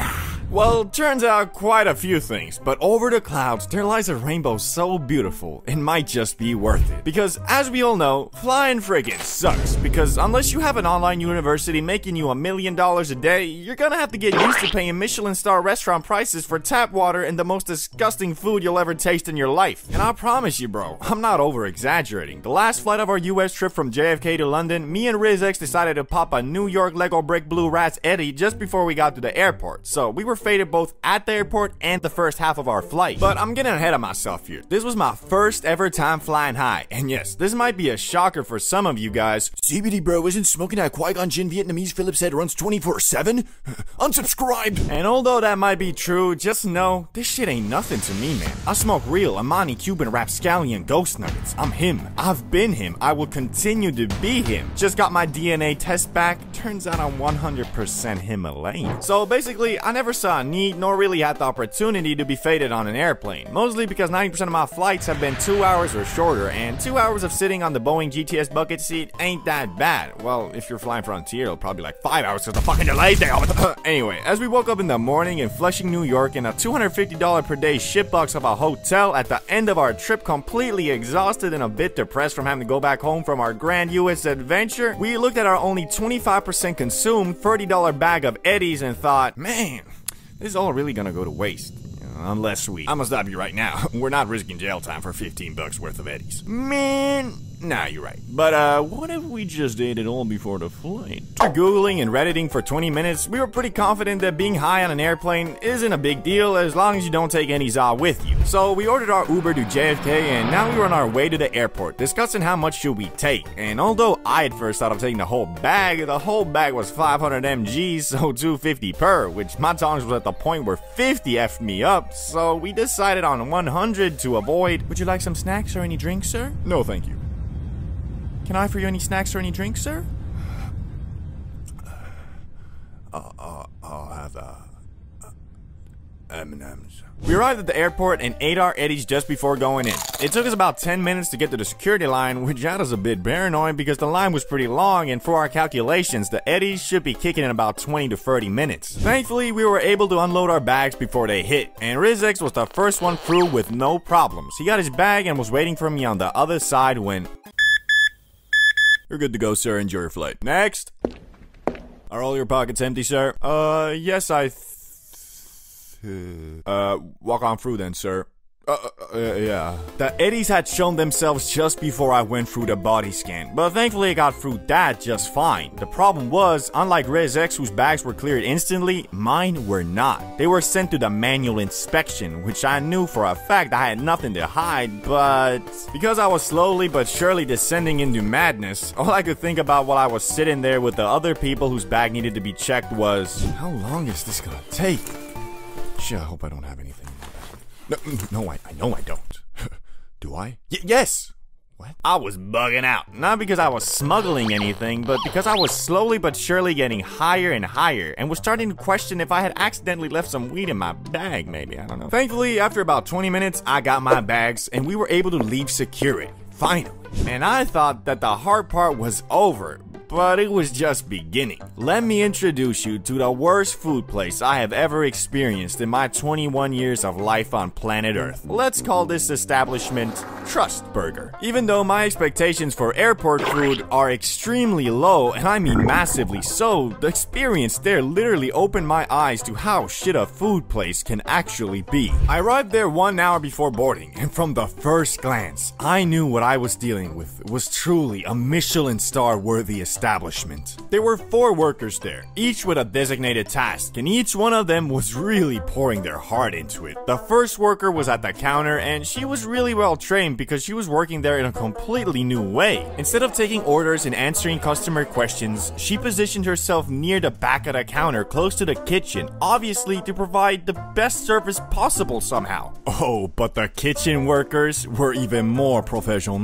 They were so good at their jobs that although there was 4 of them, only 1 of them was working. And I'm assuming the others were there for quality control. Now, normal folks like myself and you would think that having a line of people waiting for their food with angry faces would make these guys rush. But no, what we were dealing with were truly smooth operators. Even in the face of controversy, with all eyes on these 5 workers, however much the customers tried to get it out of them, they refused to muster up even one singular fuck. And obviously being that the person who was supposed to be taking orders was doing something else, mostly chit-chatting with the other workers, everybody including me had to order from the self-service machine. And so I did. After ordering, I went to buy some Ruffles and M&M's, and because I was bugging off the Cuban rapscallion ghost nuggets and had lost my sense of time, I went up to the counter to ask if my order was ready.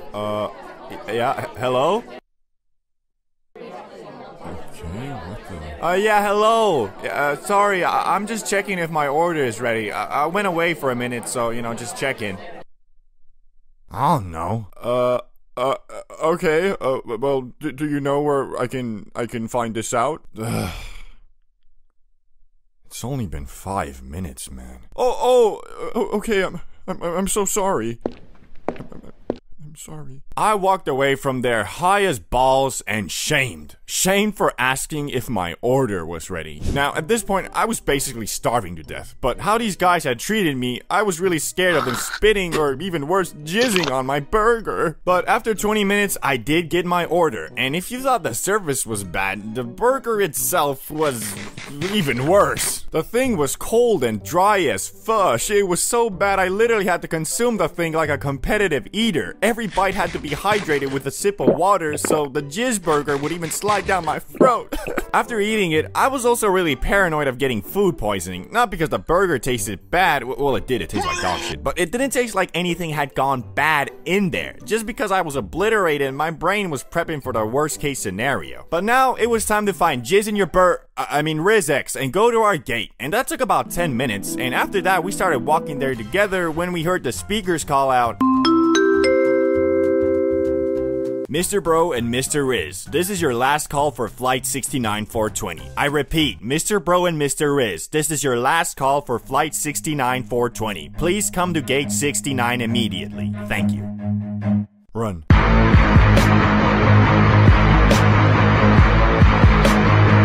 Thankfully, we got to our gate and made it on the plane. And turns out there was plenty of freaking time because we still sat and waited for 30 minutes before the plane took off. Which that might have also been the reason why the guys at the gate looked at us like a bunch of baboons. Looking back at it, it must have set off some alarms seeing two 6'5" behemoths running at full speed holding their carry-ons on top of their heads like they were running from a lion, but hey, at least we made it. But once the adrenaline wore off, I realized 100 mg was truly too much. I was fighting demons on that aerodynamic plane, and what made it worse was the flight attendants were all super posh and uptight. We were sat at the extra legroom middle aisle, and I swear it wasn't just a za. These motherfuckers were looking at us, judging our every move. Anyway, after sitting in silence and looking down at the floor for 30 minutes, we finally took off. And because it was an international flight, it was a massive plane. And as it was taking off, it made a lot of creaking and sketchy noises, which increased my tweak meter to almost maximum. I mean, it doesn't make sense physics-wise. How the fuck are those massive wings supported with just a connection to the body of the plane? Things were flopping like crazy, and however much I tried, I couldn't get the vision out of my mind that as soon as the pilot starts pulling up, one of those wings would detach and we would fly into the highway in front of the airport in a ball of fire causing the next 9/11. But we survived. What a surprise. I guess it was just a week. I did end up sleeping for 4 hours of our 10-hour flight, which was great. I'll leave it up to you though if you think it was worth it, as all the stress and anxiety did pay off very nicely as I watched Vikings and ate M&Ms for the rest of the flight with a smile on my face. We proceeded to touch down in London at 6 a.m. and slept for 4 hours at a McDonald's before catching our last flight home. Drugs. Something America has been fighting against for over a century, yet this endeavor hasn't been very fruitful. Basically, imagine the ocean as all the drugs in the US, and they have thousands of people with buckets slowly emptying it out. But the problem is, on the other side of the ocean, there's dudes like Pablo Emilio Escobar Gaviria who have direct pipelines feeding in endless amounts of pure Colombian cocaína. But you know, Pablo was the GOAT narco. Surely after defeating the Medellin cartel, things would get... oh, well, fuck. Basically, because the US is by far the biggest market in the world, there will always be tons of entrepreneurs, mostly South American, who want to invest. And because starting a tech company with only 100 pesos and a 2-cylinder motorbike is pretty hard, why not settle for the next best thing? Drugs. From the opium crisis of the late 19th century to the current fentanyl one, we are going to look at every drug epidemic in US history and hopefully by the end of it, learn why the fuck does this keep happening. So let's start it off with the first one. The opium epidemic of the late 19th century. Welcome to the late 1800s, where opium is basically America's favorite snack. Got a headache? Opium. Can't sleep? Opium. You're feeling a little bit down? Yup, opium. Doctors were out here handing them out like strip club invites on the Las Vegas Strip, especially in the form of laudanum, a fancy mix of opium and alcohol. Started from the bottom, now we here.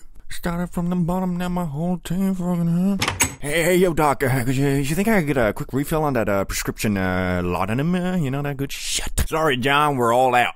But here, take this Jack Daniels and powdered opium. Just smack a hit from the pipe and wash it down with the Jack, if you know what I mean. That should get you back on track. Rehab. Oh geez, thanks doc. Now excuse me as I go get fucked up on my medicine and partake in my favorite 19th century pastime, beating my wife. Godspeed, John. But then the Chinese immigrants arrived, working hard and bringing along the practice of smoking opium in dens. These dens were kind of like the Starbucks of the day, except instead of coffee, they served up a bowl of relaxing opium. Naturally, this made some folks nervous, cause nothing says panic like a little cultural exchange mixed with drugs. Then came the moral outrage, which wasn't just about the opium, but also had a hefty dose of racism. Suddenly people decided opium was bad news, especially when it involved Chinese immigrants. So San Francisco passed a law in 1875 targeting these opium dens, effectively saying no more public opium fun for anybody. By 1914, the US government got serious with the Harrison Narcotics Tax Act, making it way harder to get opium without a lot of paperwork. And just like that, the first US drug epidemic started to fade, leaving behind a legacy of questionable drug policies and a whole lot of finger pointing. So what did we learn, or rather should have learned? Well, maybe that it's a bad idea to get the entire country hooked on a substance before before figuring out how addictive it is, and that blaming everything on immigrants never really solves the problem, but alas, this lesson was forgotten pretty fast. Now let's jump to the second multi-drug epidemic, which was the heroin, speed, and barbiturates crisis of the mid-20th century. Did you know heroin wasn't always the notorious bad guy we know today? In fact, it started as a miracle drug that was supposed to cure people of their morphine addictions, which I think you're probably starting to see a bit of a pattern here with the US being overly confident in their medical knowledge and getting people hooked on hardcore drugs. Tom, what are you doing with that morphine? Oh, well, I've had this headache since the morning. Well, good luck with that. Morphine is like super addictive, bro. What's that? Oh, this is just heroin. It's like way better than morphine, like way better. Heroin is in fact better than morphine, specifically 2 to 3 times strong. I mean, better. Anyway, doctors back then really did think they'd hit the jackpot. Got a cough? Here's heroin the hero. Feeling a little down? Heroin's got your back. But instead of curing addictions, it just traded one addiction for another, stronger one. And people got hooked faster than you can say Chain's FR clone. Fast forward to the 1960s and 70s, and heroin was like that super obnoxious drunk guy who refused to leave the function. It spread like wildfire, especially in cities. You had everyone from jazz musicians to war veterans getting tangled up in heroin's sticky web. It was cheap, it was potent, and it was everywhere. And then came the crime. As you might guess, a bunch of people addicted to opioids isn't exactly a recipe for peace and harmony. Crime rates soared and cities became battlegrounds, with heroin at the center of it all. The government's solution? A big shiny war on drugs, which mostly involved cracking down on users and dealers with the subtlety of a sledgehammer. Instead of helping addicts, they threw them in jail, which was about as effective as smoking indica to boost productivity. Around the same time, there were actually 2 other drugs that were causing havoc as well: barbiturates and amphetamine, aka speed. On one hand, you had amphetamines, or you might know it by its street name, speed. No, not that speed. That speed, yeah. But why was it called speed? Well, cause one dose of these Chaos Emeralds could get you tweaking around like Sonic. These little fuckers were like rocket fuel. Feeling tired? Pop an amphetamine. Need to lose weight? Amphetamines to the rescue. Trying to stay awake for 3 days straight to grind the new Call of Duty Black Ops 6 and become an omni-movement god before anyone else? Yup, you guessed it, amphetamines. But after all that speeding around, people needed to come down, and that's where barbiturates came in. These were the downers that help you sleep, relax, or just stop vibrating like a jackhammer. Doctors handed out like candy, thinking they were the perfect solution for everything from anxiety to insomnia. The result? A whole lot of people bouncing between being wide awake and dead asleep, often with a little too much of both. People started getting seriously hooked on this cocktail of uppers and downers, and it turns out when you mix the two, it's a recipe for disaster, like trying to drive with one foot on the gas and the other on the brake. Overdoses skyrocketed, and suddenly, the party didn't seem so fun anymore. It was shortly after Marilyn Monroe and Judy Garland died from a barbiturate overdose, the government finally decided to step in, cracking down on these pills and making them harder to get. And just like that, America had to find other ways to stay awake or chill out. But now we are arriving to the more well-known controversial epidemics, first of which is the famous crack cocaine epidemic 1980s to 1990s. Crack was like cocaine's cheaper, faster little brother. It was easy to make, easy to get, and way too easy to get hooked on. Think of it as the fast food of drugs. Cheap, quick, and leaving you with serious regrets. Crack hit poor urban neighborhoods the hardest, spreading like crazy. Suddenly, everyone and their mama could afford to get high, and before you knew it, communities were being torn apart by addiction and crime. The government's solution? War on drugs, Infinity War.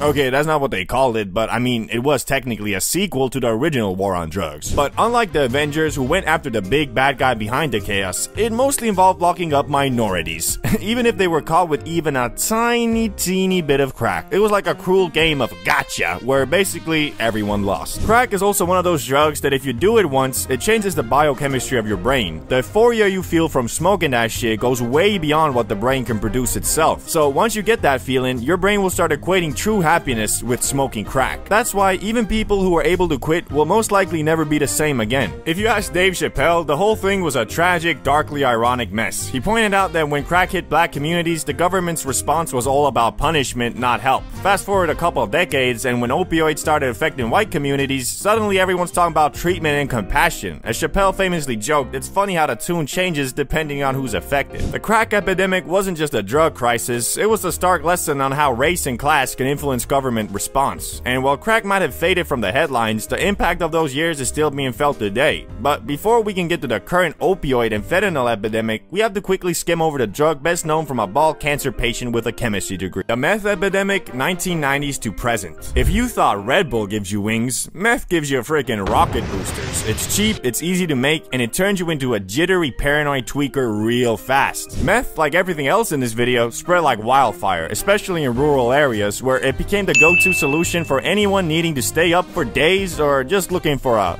fun time. Before long, meth mouth and tweakers became common sights, and communities were left dealing with the fallout. The government's response cracked down on the ingredients. Suddenly, buying cold medicine felt like trying to smuggle pure Colombian. But despite the regulations, meth didn't go away, it just got sneakier.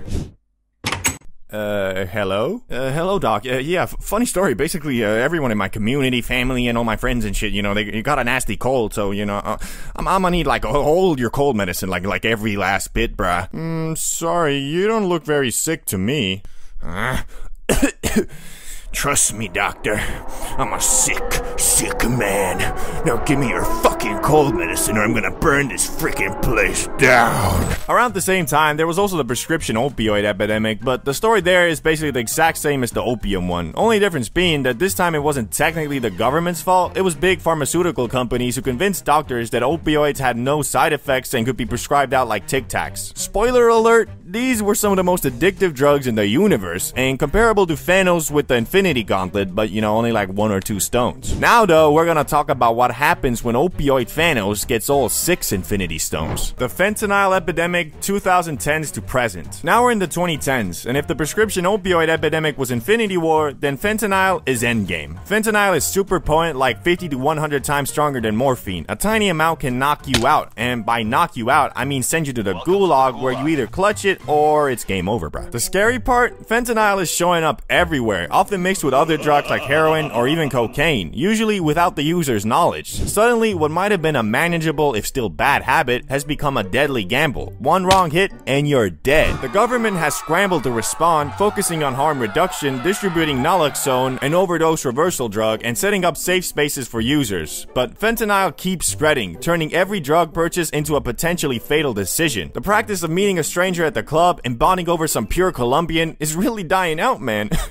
All jokes aside, if the devil is real, then fentanyl is 100% his doing. Out of all the legit hardcore drugs talked about in this video, this makes them seem like some indigo weed. Whoever sells fentanyl knowingly should be judged not as a drug dealer, but as a murderer with intent to kill. I'm grasping at straws here, but the only good thing that might come out of this is awareness about the dangers of drugs. And although teenagers are stupid, I'd hope that this crisis might push away would-be first-time drug users, as the chance of literally dying from doing anything is so likely these days, you might as well be playing Russian roulette. And now you have the full overview of American drug epidemics. What did we learn? Well, we might have learned a lot, and I don't know about the government though. Hopefully, I guess. Every type of cannabis explained, from weakest to strongest. We'll be looking at everything from the near oregano, low-grade flower that you probably smoked in high school to the most insane, near 100% THC concentrates that are sold at the top shelves of Cali dispensaries. Additionally, with the help of science and medical studies, we'll be categorizing each type of cannabis in the spectrum of entertainment, medical, creativity, and just plain old unhealthy. The objective of this video is to educate the public about the positives and negatives of weed in an entertaining way, but to do that, it is essential we discover how extremely varying different types of marijuana can be and why generalizing it as weed is good or weed is bad is just plain impossible. So without further ado, let's get into the weakest type of za there is, and that is low percentage THC flower and or CBD dominant strains. Okay, so I went into this video presuming you already know what THC and CBD is, but in case you don't, let's quickly summarize. THC is the chemical compound found in cannabis that makes you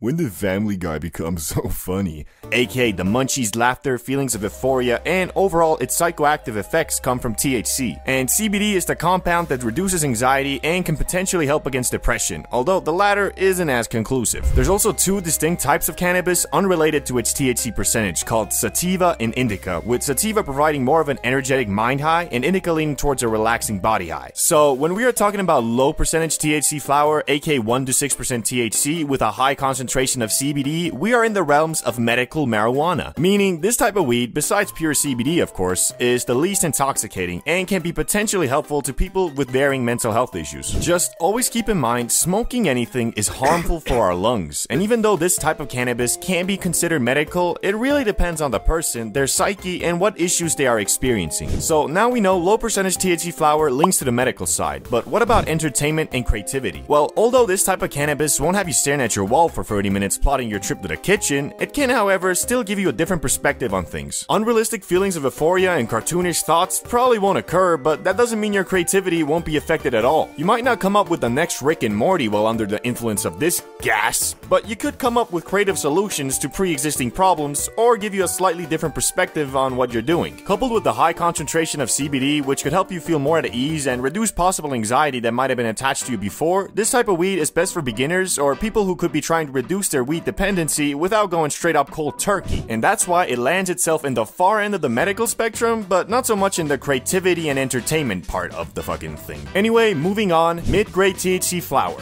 the mid-shelf gas. I won't go over this too long as it's quite similar to the previous one, but with slight differences. Mid-grade flower usually ranges between 10 to 20% THC with varying levels of CBD, which general rule of thumb is for medical use, go with the highest CBD percentage, and if you just want to get faded with your friends and play split screen Minecraft, get the one with the highest THC. Just make sure it still has some CBD in it so you don't, well, green the fuck out. Why I say that is because contrary to popular belief, CBD and THC do not bind to the same receptors in our brains, but through various studies and my own personal experience, CBD in most cases can reduce the adverse effects caused by THC, aka freaking out, feelings of discomfort, spikes in anxiety, etc. That's why even if you're an experienced stoner, it's good to have some CBD oil or flower that can help you if you're getting those unwanted side effects from some high percentage THC cannabis. So this type of weed lends itself higher in creativity and entertainment, but a bit lower in terms of its medical benefits. Moving on, high percentage THC flower, aka premium bud. This is the point where we start leaning much further away from the medical side into the entertainment and creativity side. High-end flower usually ranges between 20 to 35%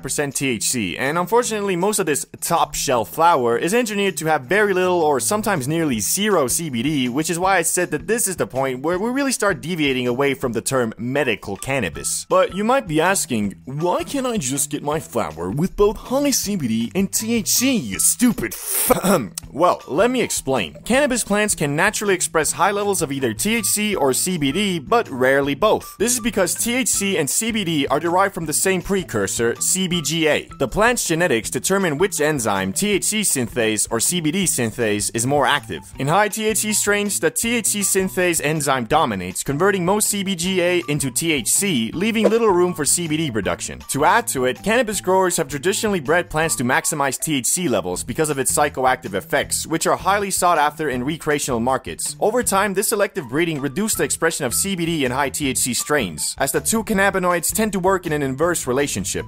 So it's also unfortunately us, the consumer's fault that super high THC and low CBD percentage is the baseline for top shelf gas these days. With brands constantly trying to compete with each other and providing the most mind-boggling high possible, there isn't really a lot of demand for high percentage CBD flower that still gets you very high. People buying weed for recreational use usually only care about the get you very high part. But I'm not saying that there is absolutely no place for this type of weed in the medical world, but it is extremely situational. The same way as inviting a friend out to have a couple drinks and watch the game on a Saturday night to alleviate the stress and anxiety from a hard week of work, this high THC flower can be a fun night to blow off steam and take your mind off real world problems for a while because, well, this shit could have you so obliterated you'll be using 100% of your brain power on figuring out how to tie your shoe, bruh. AKA, this is imagination land. I'm kinda going off personal experience on this, but the artists and musicians I know seem to enjoy this type of cannabis the most, as it can completely block off the real world and enter you into this trance state where you are 100% focused on whatever you are doing. But CBD, bro, doesn't that mean it helps with ADHD and anxiety? In the moment it can, unless, well, you couldn't handle it and are instead rolled up in a ball on your couch focusing on defeating your demons. Anyway, multiple medical studies have shown that high concentration THC flower does not help against anxiety, depression, and ADHD at all. What it does instead is give you an escape from your ADHD, depression, or anxiety for a brief moment whilst under the influence, and even that doesn't come without a cost.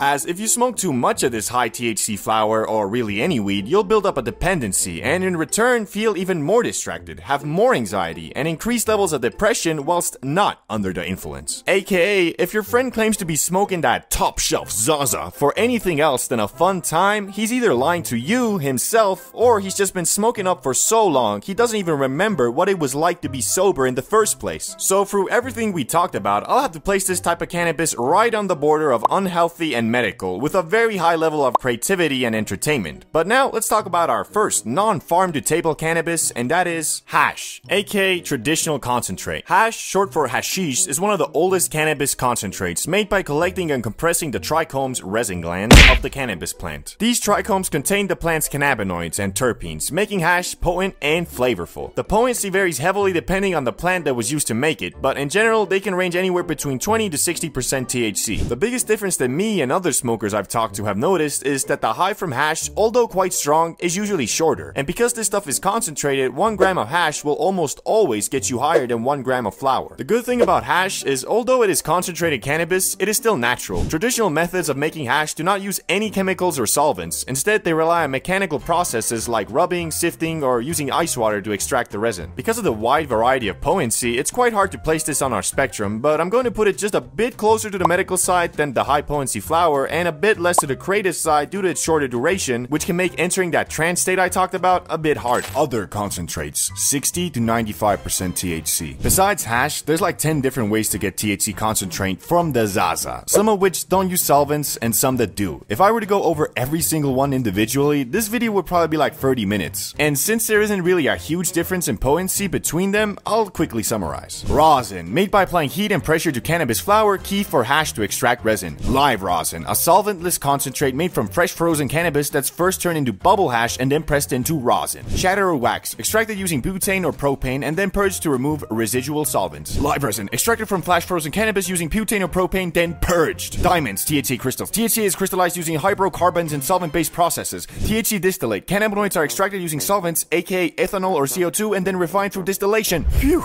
And those are the most popular concentrates, which the most flavorful are usually live resin or rosin, as these retain the most terpenes. And the strongest concentrates are usually diamonds or THC distillate. But the reality is, unless you're like a super stoner, you probably won't be able to tell much of a difference between all of them, as every single concentrate is bound to get you absolutely bamboozled, unless you know, of course, you have an insane tolerance. The main takeaway from concentrated THC is that it builds up your Zaza tolerance very fast compared to regular bud because of its high potency and usually shorter duration, making you smoke up more often. Which is why I will be placing them closer to the unhealthy side, but also the entertainment side due to the mind-boggling high it gives. But now onto the strongest type of smokable weed there is, in my opinion, and that is infused flower, aka moonrock or sunrock, 50 to 80% THC. You might be asking yourself why infused flower is ranked higher than concentrates when the THC percentage is actually lower. Well, take it from me, as someone who has done both dabs, aka concentrate, and infused flower, the small difference in THC percentage really doesn't matter in this case. The reason for that is, unlike dabs or the Benjamin, which on average has a shorter duration than bud, infused flower gives you the insane kick of concentrate whilst also providing the longer effect of normal bud, which in my eyes makes this the most potent smokable weed on planet Earth, but feel free to have a war in the comments about it. I'll be reading every single one like always.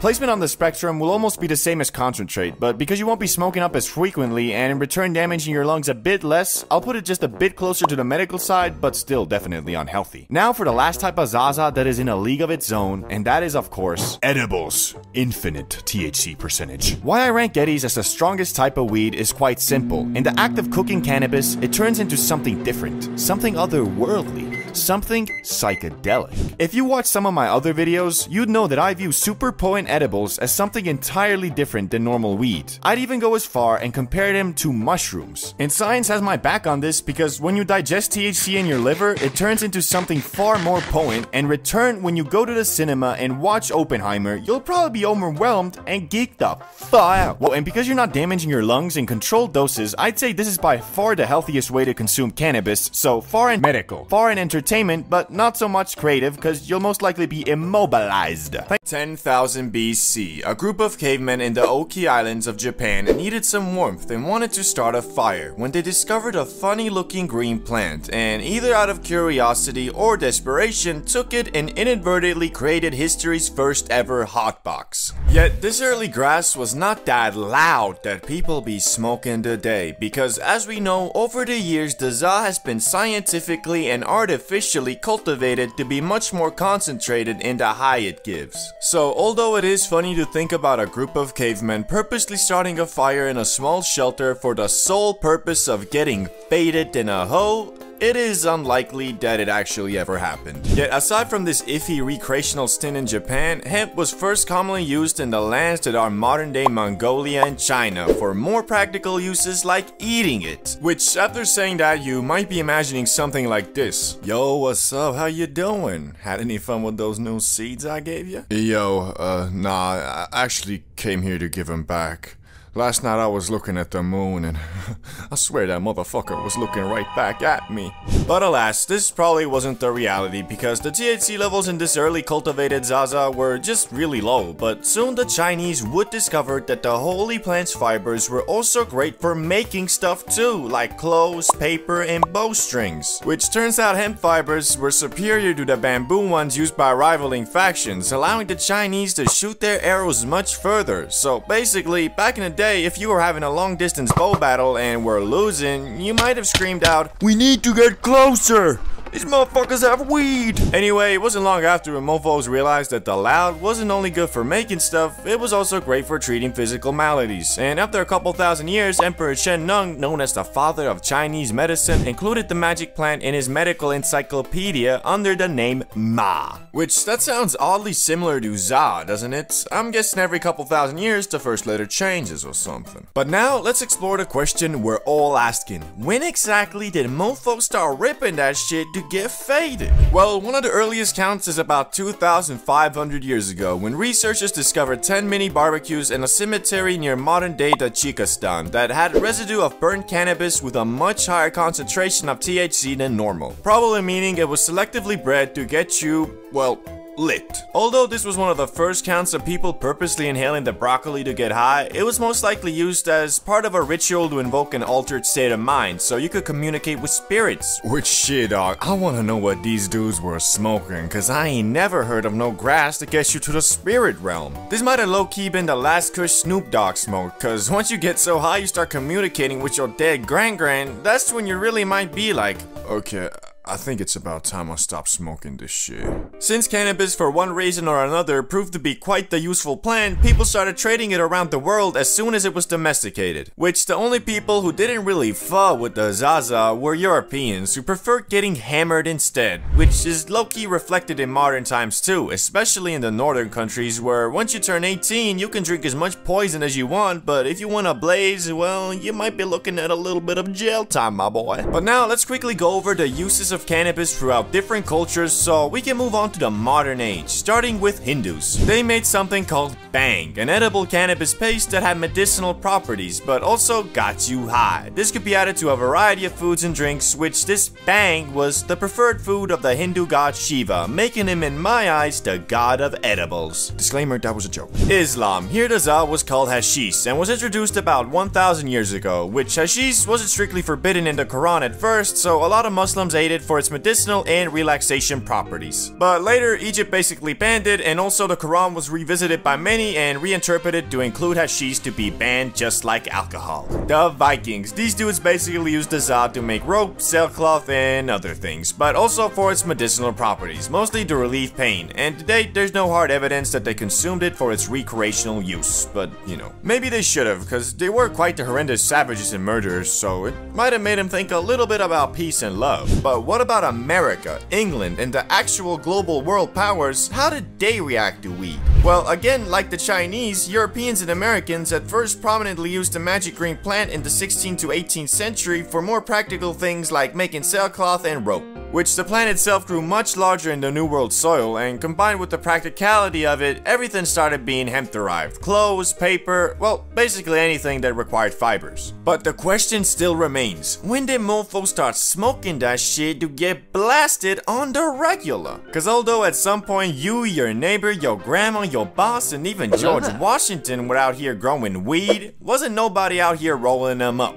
Well, until the arrival of Mexicans. The loud version of hemp first arrived in Brazil in the early 1500s by way of enslaved Africans traveling with the Portuguese. And the native South Americans, who are already consuming some other psychoactive substances, quickly started blazing the Zaza too, and its use soon spread across South America and into Mexico, from which in the 1910s is when the loud first spread into the US, via Mexican immigrants escaping the effects of the Mexican Revolution. And almost immediately the good was viewed as a threat, and by 1931, 29 states had banned its use. Although it wasn't really the Zaza that the US didn't fall with, it was unfortunately mostly just racism against Mexican Americans and black citizens of the South, which both these groups were enjoyers of the Zaza to some regard, so it became a scapegoat for racial bias in the US, and they blamed it for everything from petty crimes all the way to murder. And in 1937, the US completely banned all non-medical use of weed, which all of this kind of explains why the mostly peaceful plant has been thrown in the same Schedule 1 category with full-on life-destroying substances like heroin and cocaine. But thankfully, a couple decades later came the hippie movement of the 1960s to 1970s. This is what likely sparked the comeback for weed, cause unlike before, when the Zaza was mostly smoked by Mexican immigrants and black citizens who the US was massively racist against, the hippie movement had middle-class white American youth start blazing too. Which it was all about love, peace, spirituality, non-violence, and of course, every hippie's favorite, recreational drug use. Although most hippies were all about peace and love, that was quite easy to say when most of them were literally privileged enough to drop out of college, run off with Cassandra in a rainbow van, go on copious amounts of mindset-altering trips, mostly powered by LSD, and then return 10 years later to their parents and have them say, It's okay, son.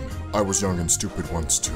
Anyway, although the grass was still federally illegal, this didn't really do much, cause in 1976, 1 in 8 Americans over the age of 12 admitted to smoking it in the past 30 days. Hippies though were especially interested in cannabis, so much so they went on something called the Hippie Trail, which was basically an excursion by the youths of the world to go over to the Middle East and India, all while riding in magic buses and discovering new ways to get absolutely blasted, such as smoking the concentrated Zaza resin known as hash. But acquiring the Zaza would soon get much harder, because you see, most of it came from Mexico, so in 1969 the US started patrolling the border, and in 1975 they got even more aggressive and started spraying herbicide on Mexican wheat plants. And so good old supply and demand made grass prices skyrocket, which a lot of people started then growing the plant themselves in mini greenhouses, closets, bathtubs, storage units, basements, wherever they could. But then in 1982, Mr. Smarty Pants Ronald Reagan took it even a step further by encouraging the streamlined arrest of anyone in possession of an illegal substance, which was really dumb because most of the focus was on pot, all while crack, meth, and heroin were all still being transported and consumed on a regular basis. Even worse, this enforcement seemed to be racially motivated because despite plenty of traffickers and consumers being white, the majority of arrests were Latino and black youths, all while this bizarre over-focus on cannabis allowed the growing opioid epidemic to go unchecked. But thankfully, the US is slowly learning from their mistakes, where today 24 states have legalized the recreational use of marijuana. On top of that, the increased level of research on it has also found multiple medical use cases and can be prescribed to you by special doctors if seen fit. And although the Zaza is still federally illegal and a Schedule 1 drug, the overall perception of it has changed for the better, including in December 2022 when President Biden signed a bill to make it easier for researchers to obtain plants for their studies, which will hopefully accelerate the learning of positive and negative side effects of consuming the Za even further. But all that aside, the overall vibe towards the loud has gotten a lot more accepting, and these days more and more people view the smoking of the grass not as you being a junkie, but the same way as having a couple beers with the homies on a Friday night and watching some WWE.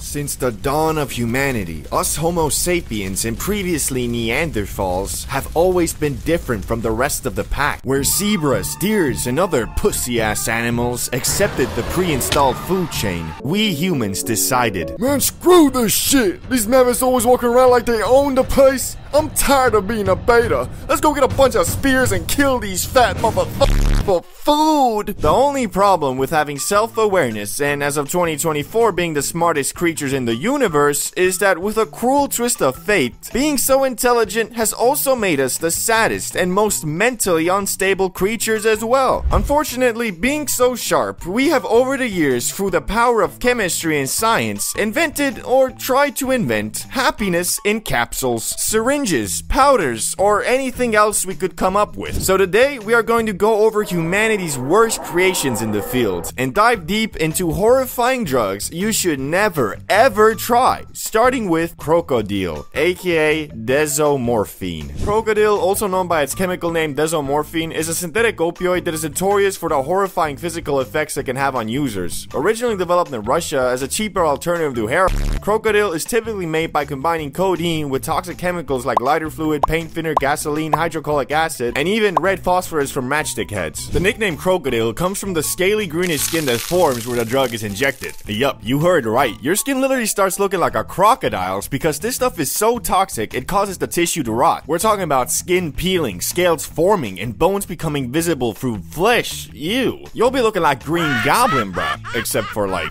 super strength and a cool glider, you'll just have a life-destroying addiction to a DUI opioid. Fair deal. Desomorphine itself is a powerful opioid, synthesized from morphine and more potent than heroin in terms of its pain-relieving effects. Crocodile doesn't just mess with your brain, it goes straight for the body. After shooting up, you get a brief heroin-like high, but the aftermath? The drug stops blood flow to your skin, which then dies and falls off. So if smelling like expired meat and looking like a jockey from Left 4 Dead sounds fun, crocodile is perfect for you. Although crocodile's high is similar to heroin, it's a much shorter kick, with effects usually lasting only about 90 minutes to 2 hours. This leads to a frequent need to inject, with each rep making you more goblin-y. And with how addictive this stuff is, a full transformation is usually weeks or even days away. Once injected, the toxic additives in crocodile begin to cause serious vascular damage, cutting off blood supply to tissues. This leads to necrosis, aka tissue death, often within days of regular use. Users commonly experience infections, abscesses, and gangrene at the infection sites. The skin around the sites may rot and decay, exposing bone and tissue. Some users even require amputations because of severe infections, which after hearing all this, you might understand why some people call it unhealthy heroin. Who's that guy? Oh, that's Tom. Yeah, he's into all types of messed up drugs. Damn, hate to say it. Yeah, don't talk to him. He's definitely a bad influence. Let's move on and talk about a drug that is extremely dangerous, but in a much different way, and that is scopolamine, aka Devil's Breath. If a drug could win a supervillain award, scopolamine would sweep the category. Imagine something that could turn you into the world's politest zombie, calmly handing over your wallet and life savings to complete strangers, and then thanking them on your way out. That's Devil's Breath in a nutshell. Scopolamine is classified as an anticholinergic drug, meaning it blocks acetylcholine, a neurotransmitter involved in memory, learning, and muscle control. This disruption in neurotransmission can cause hallucinations, amnesia, confusion, and loss of free will. Even in small doses, scopolamine can impair cognitive function, making users susceptible to suggestion, which is why it's sometimes exploited by criminals. High doses can lead to extreme sedation, paralysis, and unconsciousness. Basically, although not as physically harmful as crocodile, Devil's Breath literally makes you into a remote control zombie. In some parts of South America, particularly in Colombia, scopolamine is infamous for its use in crimes. Criminals blow powdered Devil's Breath into the faces of unsuspecting individuals or add it to their drinks, rendering them compliant and susceptible to suggestion. Victims often experience antegrade amnesia, meaning they cannot form new memories. They may follow commands, give away personal belongings, reveal their bank information, or even assist in robbery while in this zombie-like state with no memory or little memory of the events afterward. Hello? Where am I? Who are...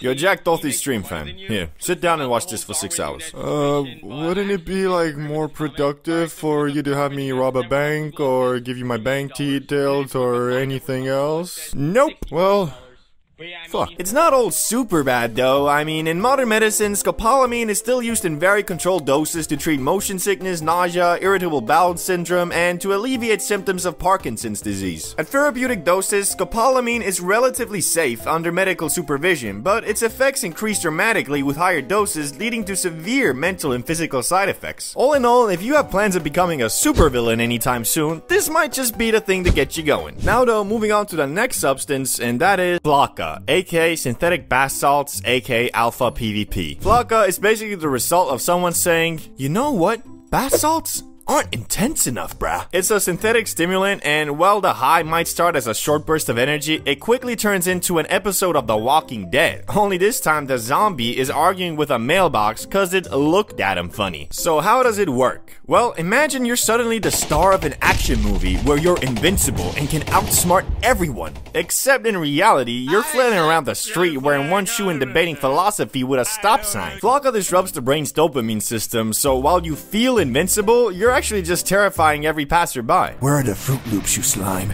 You told me you'd give me my Fruit Loops today. Excuse me, sir? Are you okay? What? Of course I'm not okay, my fellow Space Ranger. This intergalactic death slime won't give me my goddamn Fruit Loops back. You got any dark matter on ya? I'm stumped without it, brah. Come to Florida, it'll be great there, shut up. Flocka users often experience what's called excited delirium. In normal people language, that's overheating while trying to lift a car. The combo of a sky-high body temperature, Hulk-level aggression, and an indestructible sense of purpose is basically a recipe for disaster. Flocka has also been known to cause kidney failure and severe paranoia. So not only do you think the trash can is plotting against you, but now you need a whole new kidney, man. The worst part is, people tend to get hooked on Flocka faster than you can say, maybe this was a bad idea. It messes with the brain's reward system, so once the high fades, users often want more. And that's how you end up asking a lamppost for directions to the nearest dimensional portal. Flocka is not here for a fun time, neither a long time. If you value your dignity and don't want to star in a viral video titled "Local Man Fights Tree, Loses," it's best to keep this one off your list. Now though, for the last substance that is very well known and extremely deadly. Something I've already talked about on this channel, but this one is an ongoing epidemic and destroying lives as we speak, so I feel like I have to mention it here as well. Fentanyl, aka